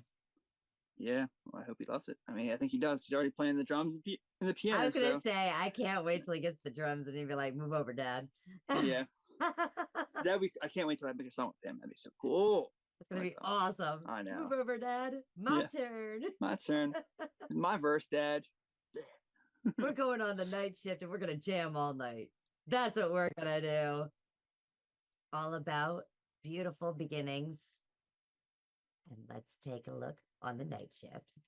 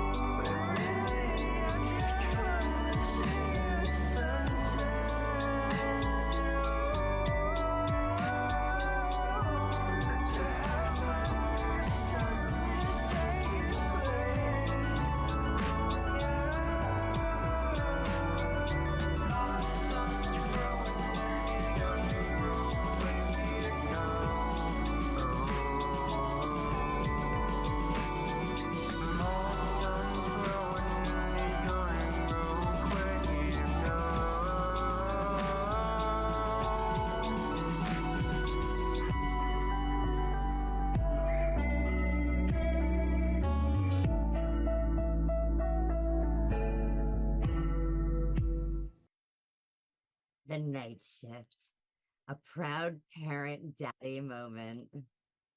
Yeah. Where it was like, this is the page turn. This is a whole new chapter here in my book. And my son's going to grow up and he's going to be awesome. Yeah, and he's been awesome. I mean, so the only night shift to get right is like feeding bottles and diapers right at this point. So it definitely has changed a night shift. This kid is a like 12th dimensional being. Like this kid is, you guys, he's gorgeous. I mean, I can't even. I'm not even trying to gloat. I'm just being honest. He is inestimably gorgeous, right? Amazing. Like, and he goes to bed by 8 p.m. up by 8 a.m. I mean, he's so well tempered. You can never be prepared. You're never prepared. Just go for it, and it happens. And when you have it, just cherish it. It is beyond words. There's nothing to explain. I couldn't put words to you if you have no kids to explain what you know this. You know it firsthand. I mean, come on. It is a surreal experience. Like it's like, whoa. It's a proud parent moment. Yeah. You know, it's like, man, I got to get my head in the game. But right? you do it in a nutshell. but you do it though. But you do it. You know, and that's the crazy part is that you somehow it seems that you just do it. It's just like a switch. You get support, all these things you need, whatever, but you do it, and it's the rest is history. That's right. That's right. Tony said, "Damn, I want a baby." That's awesome. And then there's one more slow song, and then guess what, guys? We're getting a really heavy EDM from that point on. So it's gonna be a nice little shift. But so you've kind of throughout this album gone through the part where you found this amazing girl, and you kind of pushed and pulled and pushed and pulled because you were like, no way could this be happening to me. This wonderful thing. Like, this is way too good to be true. And now we're having a baby. Yeah. Like, I've married her now and we're having a baby. Yeah. Like, okay. And Cool. now I'm done asking God pushing at this her. point. This is where I'm asking God, like, but I'm not asking God, actually. I'm actually praying to listen to God. What is God telling me? And that's what, this is the next one that has to come, because it's like we often ask God in our desperate moments, oh, God, please, and we plead for these things, but don't we ever just pray to listen to what God's message is? That's right. Or just ask him to show us the beauty and what path he wants us to go on. That's it. Just receive. Just receive. Don't ask, but just receive it. And be thankful. It's such a thing that I think we overlook and overshadow. And when you open up the communication with your higher power or God, whatever you believe in, hopefully you have something. It's a beautiful conversation. Right. It is. And if you believe in anything, believe in the messages and stories and things that you're hearing in this album, because, I know I've walked many times in a lot of these steps, ColSeth, as well, in these journeys. Yeah. You paved the life way. sometimes throw things at you that you're like, no way, this is too good to be true. So I think everybody can kind of, assimilate, and the emotion that's coming out, you are like pouring your heart and, just emotion into our ears. So I'm listening to, not just God. Thank you. Thank you so much. And obviously everything happens for a reason. So he sent us to meet, and so we're getting vibey, and we're going to listen some more to God and see what he wants us to do. Get us there. Don't you pray to listen? ColSeth's 100% right. A lot of times we go ahead and pray only when we want or need things, not just to say, hey, how was your day? Let me listen to you. How can I go about this journey? Let's do this together.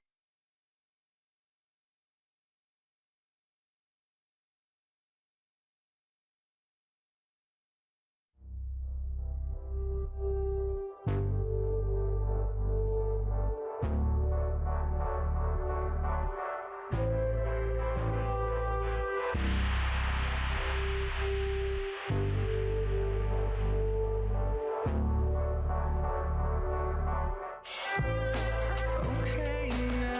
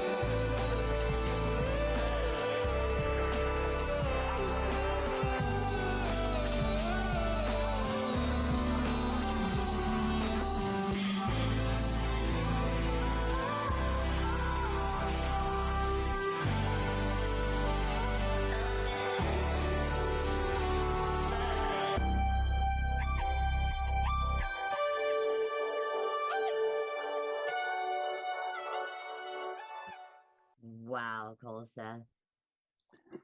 So What one thing I do in that one, I was just telling Tony, it's like I have these two, I have a lead and a harmony, right? And they descend well together in their thirds or fifths, right? And the harmony takes over and does the lead part again at the end in the same kind of cascading way. I don't know, I just think I don't know. That was it's little nuances like that in music that I love. If you listen for them, if you listen for, but really seriously, because like it really. There's so much charm to music if you have an ear for it, and you guys do, of course. So it's just like, yeah, I don't know. Those little things, I love little Easter eggs in music, and I try to always embellish and give you from start to end every little Easter egg. You know, it's there. It's there if you wanna listen. Well, you had some great vibrato like flutters throughout that piece, and like your harms and your backs, the way you intertwine them, almost like your dual Neptune, what you did with the track, you did that with your vocals in this piece. And the songwriting. Yeah. Top notch, man. It's a pretty straightforward beat, strong, It is. But again, it's that pop remedy, really. It's you can't beat it.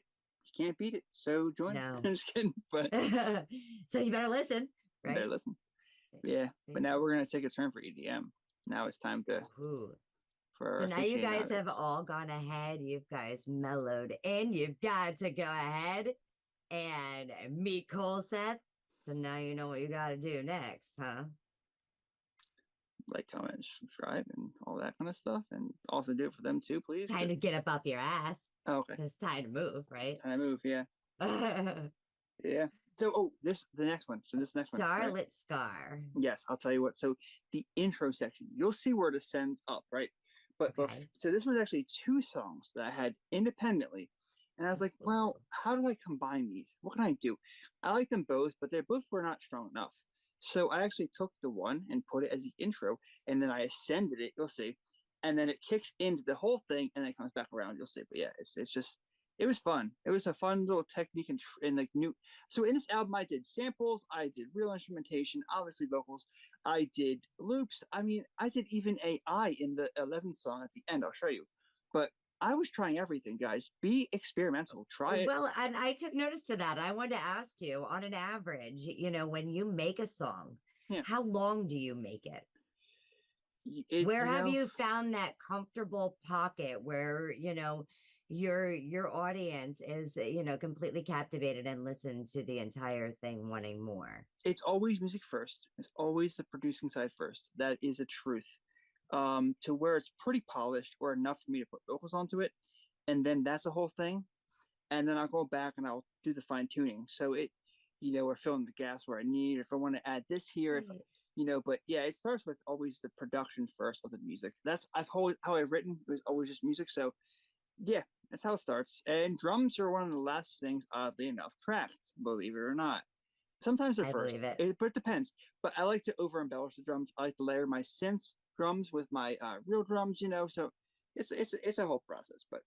But would you say like a minute and 50 seconds or like 3 minutes and 20 seconds? Like, is it based upon the story and message, or like if there's a piece that you just really want something, to really just get out there, to really set that stage, to say, this is who I am, Yeah, well, the message comes secondary to everything else. It's always, I said music first, but like, well, that's not always true. Sometimes I do it.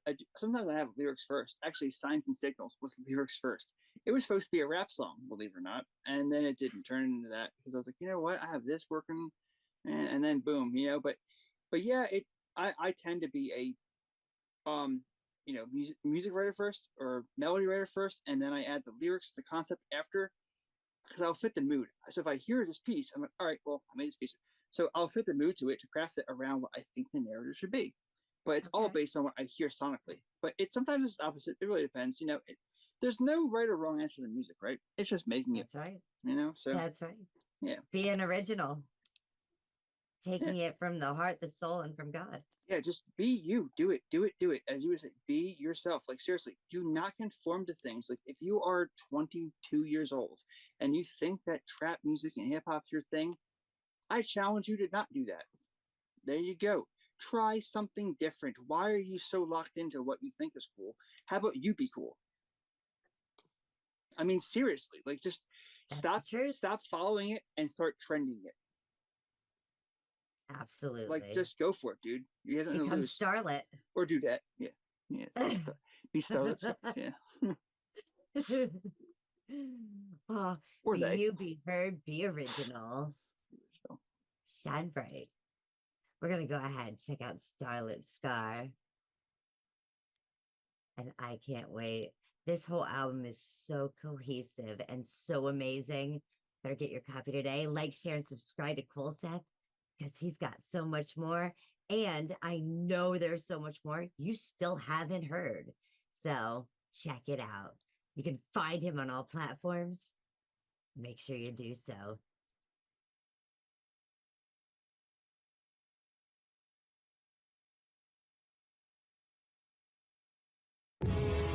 It was faster than I know. Yeah, we'll go figure why. Where do our loved ones go? Where do our loved ones go? Where do we go when we die?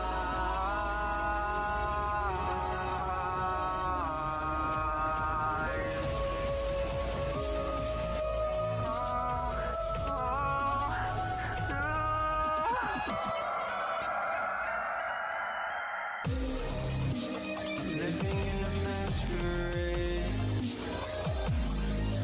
My flesh is on fire again. I'm a star burning bright. Not anymore. My light has died. Oh, darkness fall on a day that hurts. I know you get it while you get it. Wind up dead and that hurts. I know you think you standing forward, but you fall in reverse. So when you go to get the minute, but that minute's gonna take its time. I can't help you unless you buy in the merch. You pop a perk a lot of later, now you being the jerk. And that's all I ever see from you. One of these words, you go on and get the money, but you ain't wanna do the work.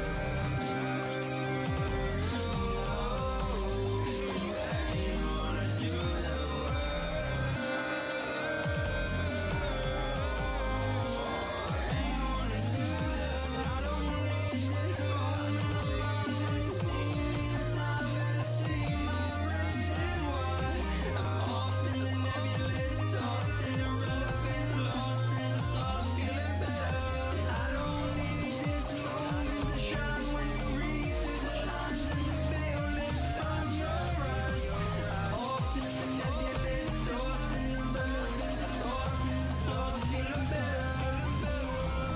It was faster than I knew. Yeah, we'll go figure why.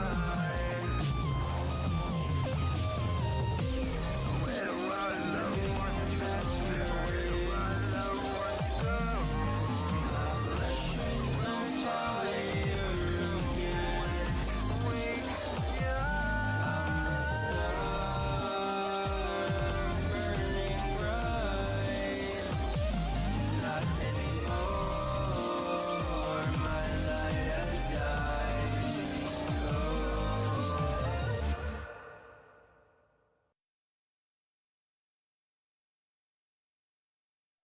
Oh, put in the work. It came back full circle, Cole.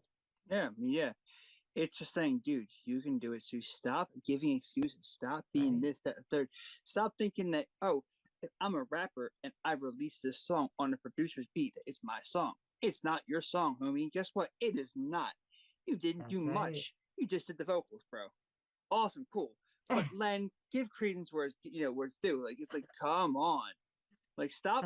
You can't fool us. Like, it's like, I'm calling you out on that song. I'm like, let's go. Let's Right? go. Let's see it. How hungry are you? I don't give a rat's. Like, this is like, But I know Tony loves his arpeggios at the end. He loves his Ascension arpeggios. So I had to mention that, but yeah, that's classical music right there, kids. You didn't know.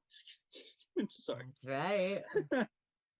Gosh, and I loved the fact that, with the music, it was a complete step up on the vibe. Yeah. It's like, so you started your story where you said, hey, put the work in, and you started telling about how hard it was to put the work in and to actually believe that things were happening for a reason and that they were meant to be, no matter how much you struggled, because that safety net wasn't always there. No. And how you put that work in, and then you made the best thing that you could have ever made in your life, little ColSeth, right? And so now you've learned and you've heard what God had to say because you listened, and now you're telling everybody else the message out there. Put the work in. It's that simple. There's nothing special about me that's any different than you. The only difference is that I put the work in. That's the only difference, kids. Or people or adults, whatever you are. Like, seriously, like the only difference that separates you and me is that I put a lot of freaking my 10,000 hours in. If you do the same, and even still, I'm nobody. So imagine the greats, imagine the big ones, right? It's crazy. It is humbling. It's amazing, and it's really surreal. But at the same time, if you love it, you'll do it because it's never a day of work. It's actually just what your passion is. So that's right. That's it. Well, tell us about this next track, the Waxing Permafrost. It's a cool song. So yeah, again, I got really EDM again with this one. I mean, the last two more are very EDM, but it's understanding why. Why are we here? What are we doing? So the whole message, as you guys can see, is about life and death. It's about me challenging my mortality, about being a father. It's this reborn aspect of my life. And at this point it was the case. And I was trying new techniques here. And I think it's not the best track. I think it's a bit of a sleeper track on the album, whatever. But there is an end where I actually do use the AI section. And I was, I'll be the first person to tell you, I loved it. I'm thankful. It was a tool. I utilized it. I wanted to bring that in there. I also want to normalize that and also with the trends. You guys use it too, use it appropriately, use it for your music to embellish it. Right. And it's very much an experimental track. You know what I mean? But yeah, like, why are we here? What's our purpose? What is your purpose? And what does that mean to you? Change the world. Yeah, absolutely. God sent me for a mission, and he can't take me out till it's complete. Yeah. and it's okay to actually doubt God sometimes. It is. It's okay to question. It's okay, but understand your questioning is only in a human mind. You can't question the divine. So if you can actually learn from that, and your inner monologue can be your own God too. If your inner monologue is your compass, by all means follow it, right? Whatever is bigger than you, that's all that matters, right? You have to believe in something, and this is the whole thing too. So that's it. It's a balance. It's a balance, guys. Yeah. Understand you before you give an opinion on anybody else. I only would suggest that to you. Please do that. It's super huge. Definitely find yourself. Yes. And continue to just be original. Experiment. Challenge ColSeth here to anything. Whether it be freestyle, rap, poetry, rock, anything. And send me invites, because guess what? I'll meet your match. I'll learn from you and you'll learn from me. It's a great exchange for free. Share the love. So. And then maybe somebody will be waxing somebody's permafrost. Yeah. What does that even mean? I don't even know. Let's go ahead and find out, right? Yeah. I agree.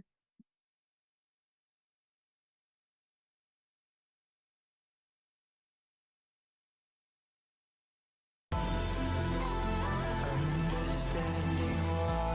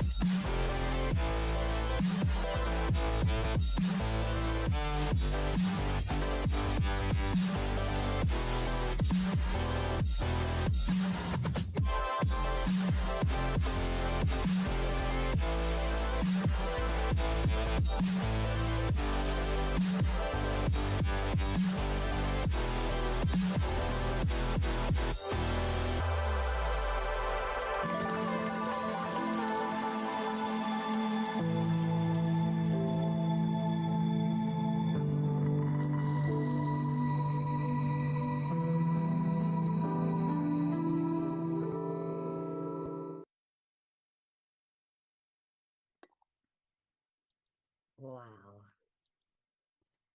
I felt like I went for a waxing. Because it had that EDM, but then it just had so many other beautiful instruments in there that it was like, ooh, journeyful. So yeah, it was so these last few songs especially, I was, like really cutting back on the music and doing, I was doing other songs too, but I had my son, I was working with that. And and that one little almost the end section, that little fast part, whatever, cutaway break part was AI, and then I connected the dots at the end, that one little section. But I don't care, I think it's cool to use tools, and like that was a new tool in our time that was out. I was like, should we try this? Let me just, and it definitely helps. It definitely helped shape, and it gave me my ending result that I wanted to have. And but yeah, I know. But these last few are like really longly cooked. I really I wanted to test my hand at EDM, so I went from pop, lo-fi, did that for a while, and I was like, let me try my hand at EDM. Let me see if I can really do it. And it was a lot more arduous than I thought it would be. It was really a time-consuming process, but it got done. So yeah. And you started experimenting back in beginning of the year when you got onto track 3. You were really you just briefly kind of touched on it. And I know pop was something new you've been experimenting with. Yeah. So you go to pop, and then while you're experimenting with one thing, you find another genre in there, and they're just like, oh, I gotta try this. I gotta try more of this later on, And it kind of gives your whole message out there that don't just keep yourself in a box. Yeah, I wanted to be as creative as possible. I could have wrote the last 3 songs out as lo-fi, pretty chill, but I was like, you know what? Let me just spice it up a little bit and just challenge the listener a little bit. You know what I mean? So that's the thing I was going to do. But also challenge yourself. Yeah, absolutely. That's the biggest. That's my biggest competitor is me, right? That's right. There's nobody else I'm competing against but me. So it's like, yeah. Almost right from the words of Tyson. Yeah. Fixed. I was fixed. Sorry. But yeah. Fixed. This has been absolutely amazing. And like I said, I absolutely love the journey that I went on through with that last track there. Oh, what do you got in store for the future, Cole? For the future, again, I think I'm being quirky here, but like I'm like on this new trend of I want to try new genre. So I really don't know. I think I want to do a collaboration album next. Every song being a person.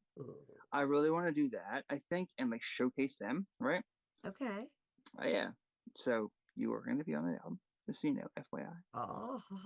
But like, I'm actually honest to God, I know it sounds crazy. I'm taking a page from your book. I kind of want to go for more like the bluesy, more, Janis Joplin.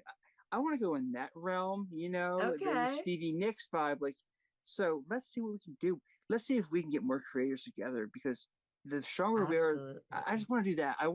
I'm and then eventually, like literally, I have to hear you do some James Brown. Oh, woo. Yeah, you want a challenge right there. That is a challenge. And right after moving into blues, if you're talking about working with like Joplin, you're talking about Tina Turner, you're talking, getting into even some Rod Stewart. Dude, that'd be dope. All right, yeah. So I want an album that's not going to be me. I'm tired of making my own songs. I want to work again as a band.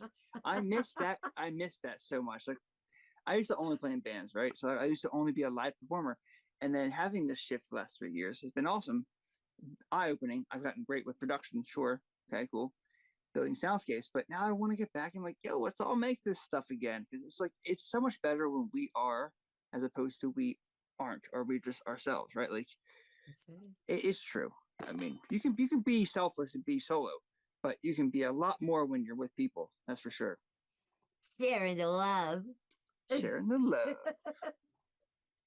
So yes, and now I see we had a big moon recently, but we also that thing was huge. Now imagine if the sun collided with that and lined up. What would that be? A solar eclipse. I think it would be. Yeah. I think it would be. I totally think it would be too. And that's the name of this next track. This is the final track on the album. Man, it doesn't even seem like we've gone through, 12 tracks here. Like, they have just been so cohesive, and your message and your story has just laid out beautifully, not only in your production of the music and the layers that you put in there, your vocals, your harms and backs, but the writing and that time that you put in with that writing. Yeah. Writing in itself is a big challenge, especially when you're talking about changing genres. You're talking about a different way of flowing with the music and how your story can be told the best way. And here's the fun fact. So to bring back to you, actually, I've heard 35 versions of Andrew on one song, right? And it's the truth, though. It does take that many. So she understands it. Dude, just try it again, find it, and then ask for opinions. And it is that. So this album was that, because it was me just, okay, I think it's good. I put it out there on BandLab. Okay, just test the waters. Ask my friends that I get good feedback from. Try it again, and I reworked them 1,000 times. I mean, like it's kind of monotonous, it's almost insanity, but that's music. That's art. Is. But now we have this. And sometimes we're our biggest critics. We really are our biggest critics. So, sometimes it's like you'll do those 35 tracks because you're hearing something that has to be right on. Oh, yeah. And that's why I love your music, especially. It's like, I know that.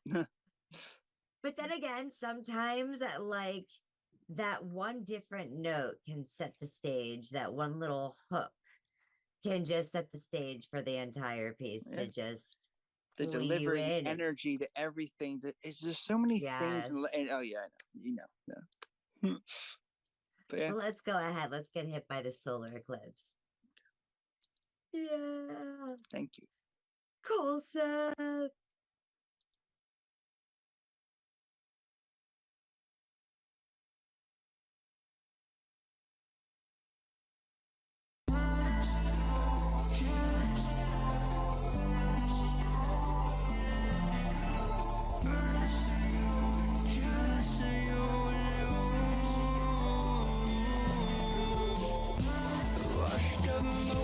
As the concrete dries, another footprint in time.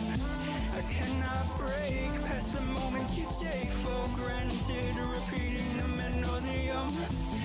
Looking away now, we're looking alright. I see you in grayscale.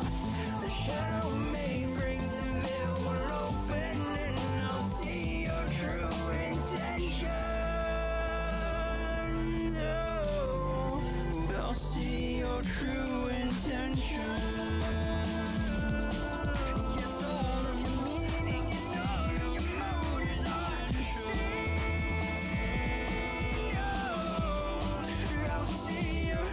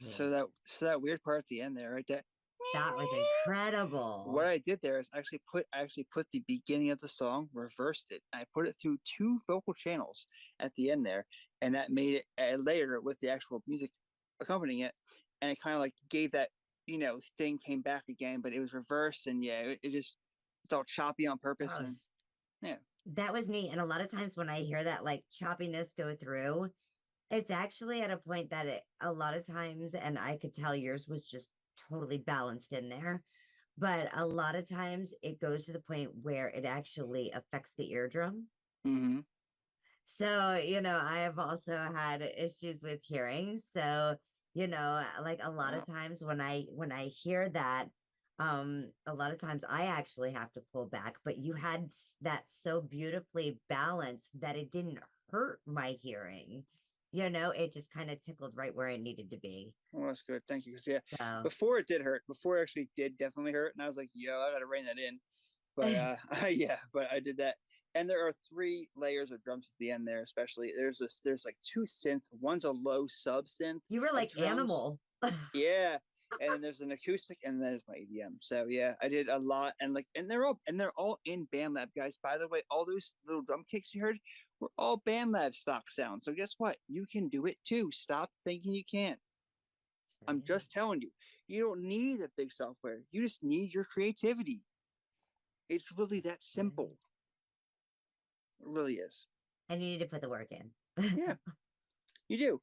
And the second you do, and the second you honor yourself, is the second you'll be here doing the same thing I'm doing back at me. I mean, come on, it's reciprocal. It's so contagious. Right. So, yeah, it's been a blast and honor. I'm very thankful. I have no other words. It's just like you guys. Well, I was going to ask, is there anything that I haven't asked you? Yeah, just it's. This is an incredible album. Thank your you. Message, your story, and I hope that someone is listening out there that needs it, knows that they're not alone, like the solar eclipse filled in, and that it helps them along their journey as well. Yes, and just communicate with people, take every opportunity, say yes, get involved with others, invest in them, and they'll invest in you. You got to do it. This is the only way to make your brand bigger, right? And does it every single day for free. So come on. You can do it too. There's no excuses. I mean, like I don't know. I hope you guys enjoyed that. It's yours. It's not mine. It's yours. So find it today on all platforms. Thanks so much for coming, Cole. This has been amazing. You better check him out on all platforms. Like I said, you're not gonna want to miss anything he's done in the past or what he's got coming in the future. This is ColSeth. Yeah, you see this face? Find him out there. Spotify, YouTube, Tidal, BandLab. Just Google. Pretty much. Just Google, because guess what? I've got articles too. So just Google me. You'll find me. I mean, just type in ColSeth, until my son steals my identity. I don't know what else to tell you. It's okay. Hit him up to collaborate. He's going ahead, getting very experimental and loves the challenge. And check out Stellar Illusions again. Thanks again, everyone. Have a great night. Thank you.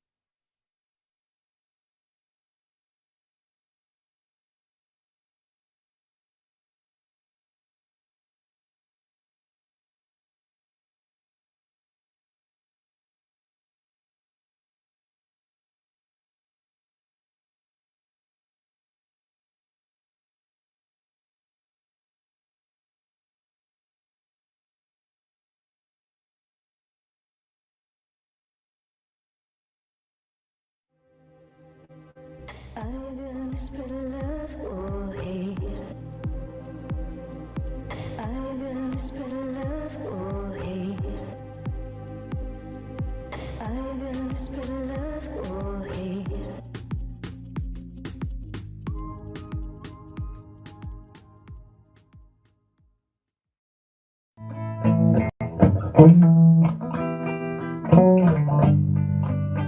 I love you. Do you have thoughts? Do you wanna share them with me? I love you.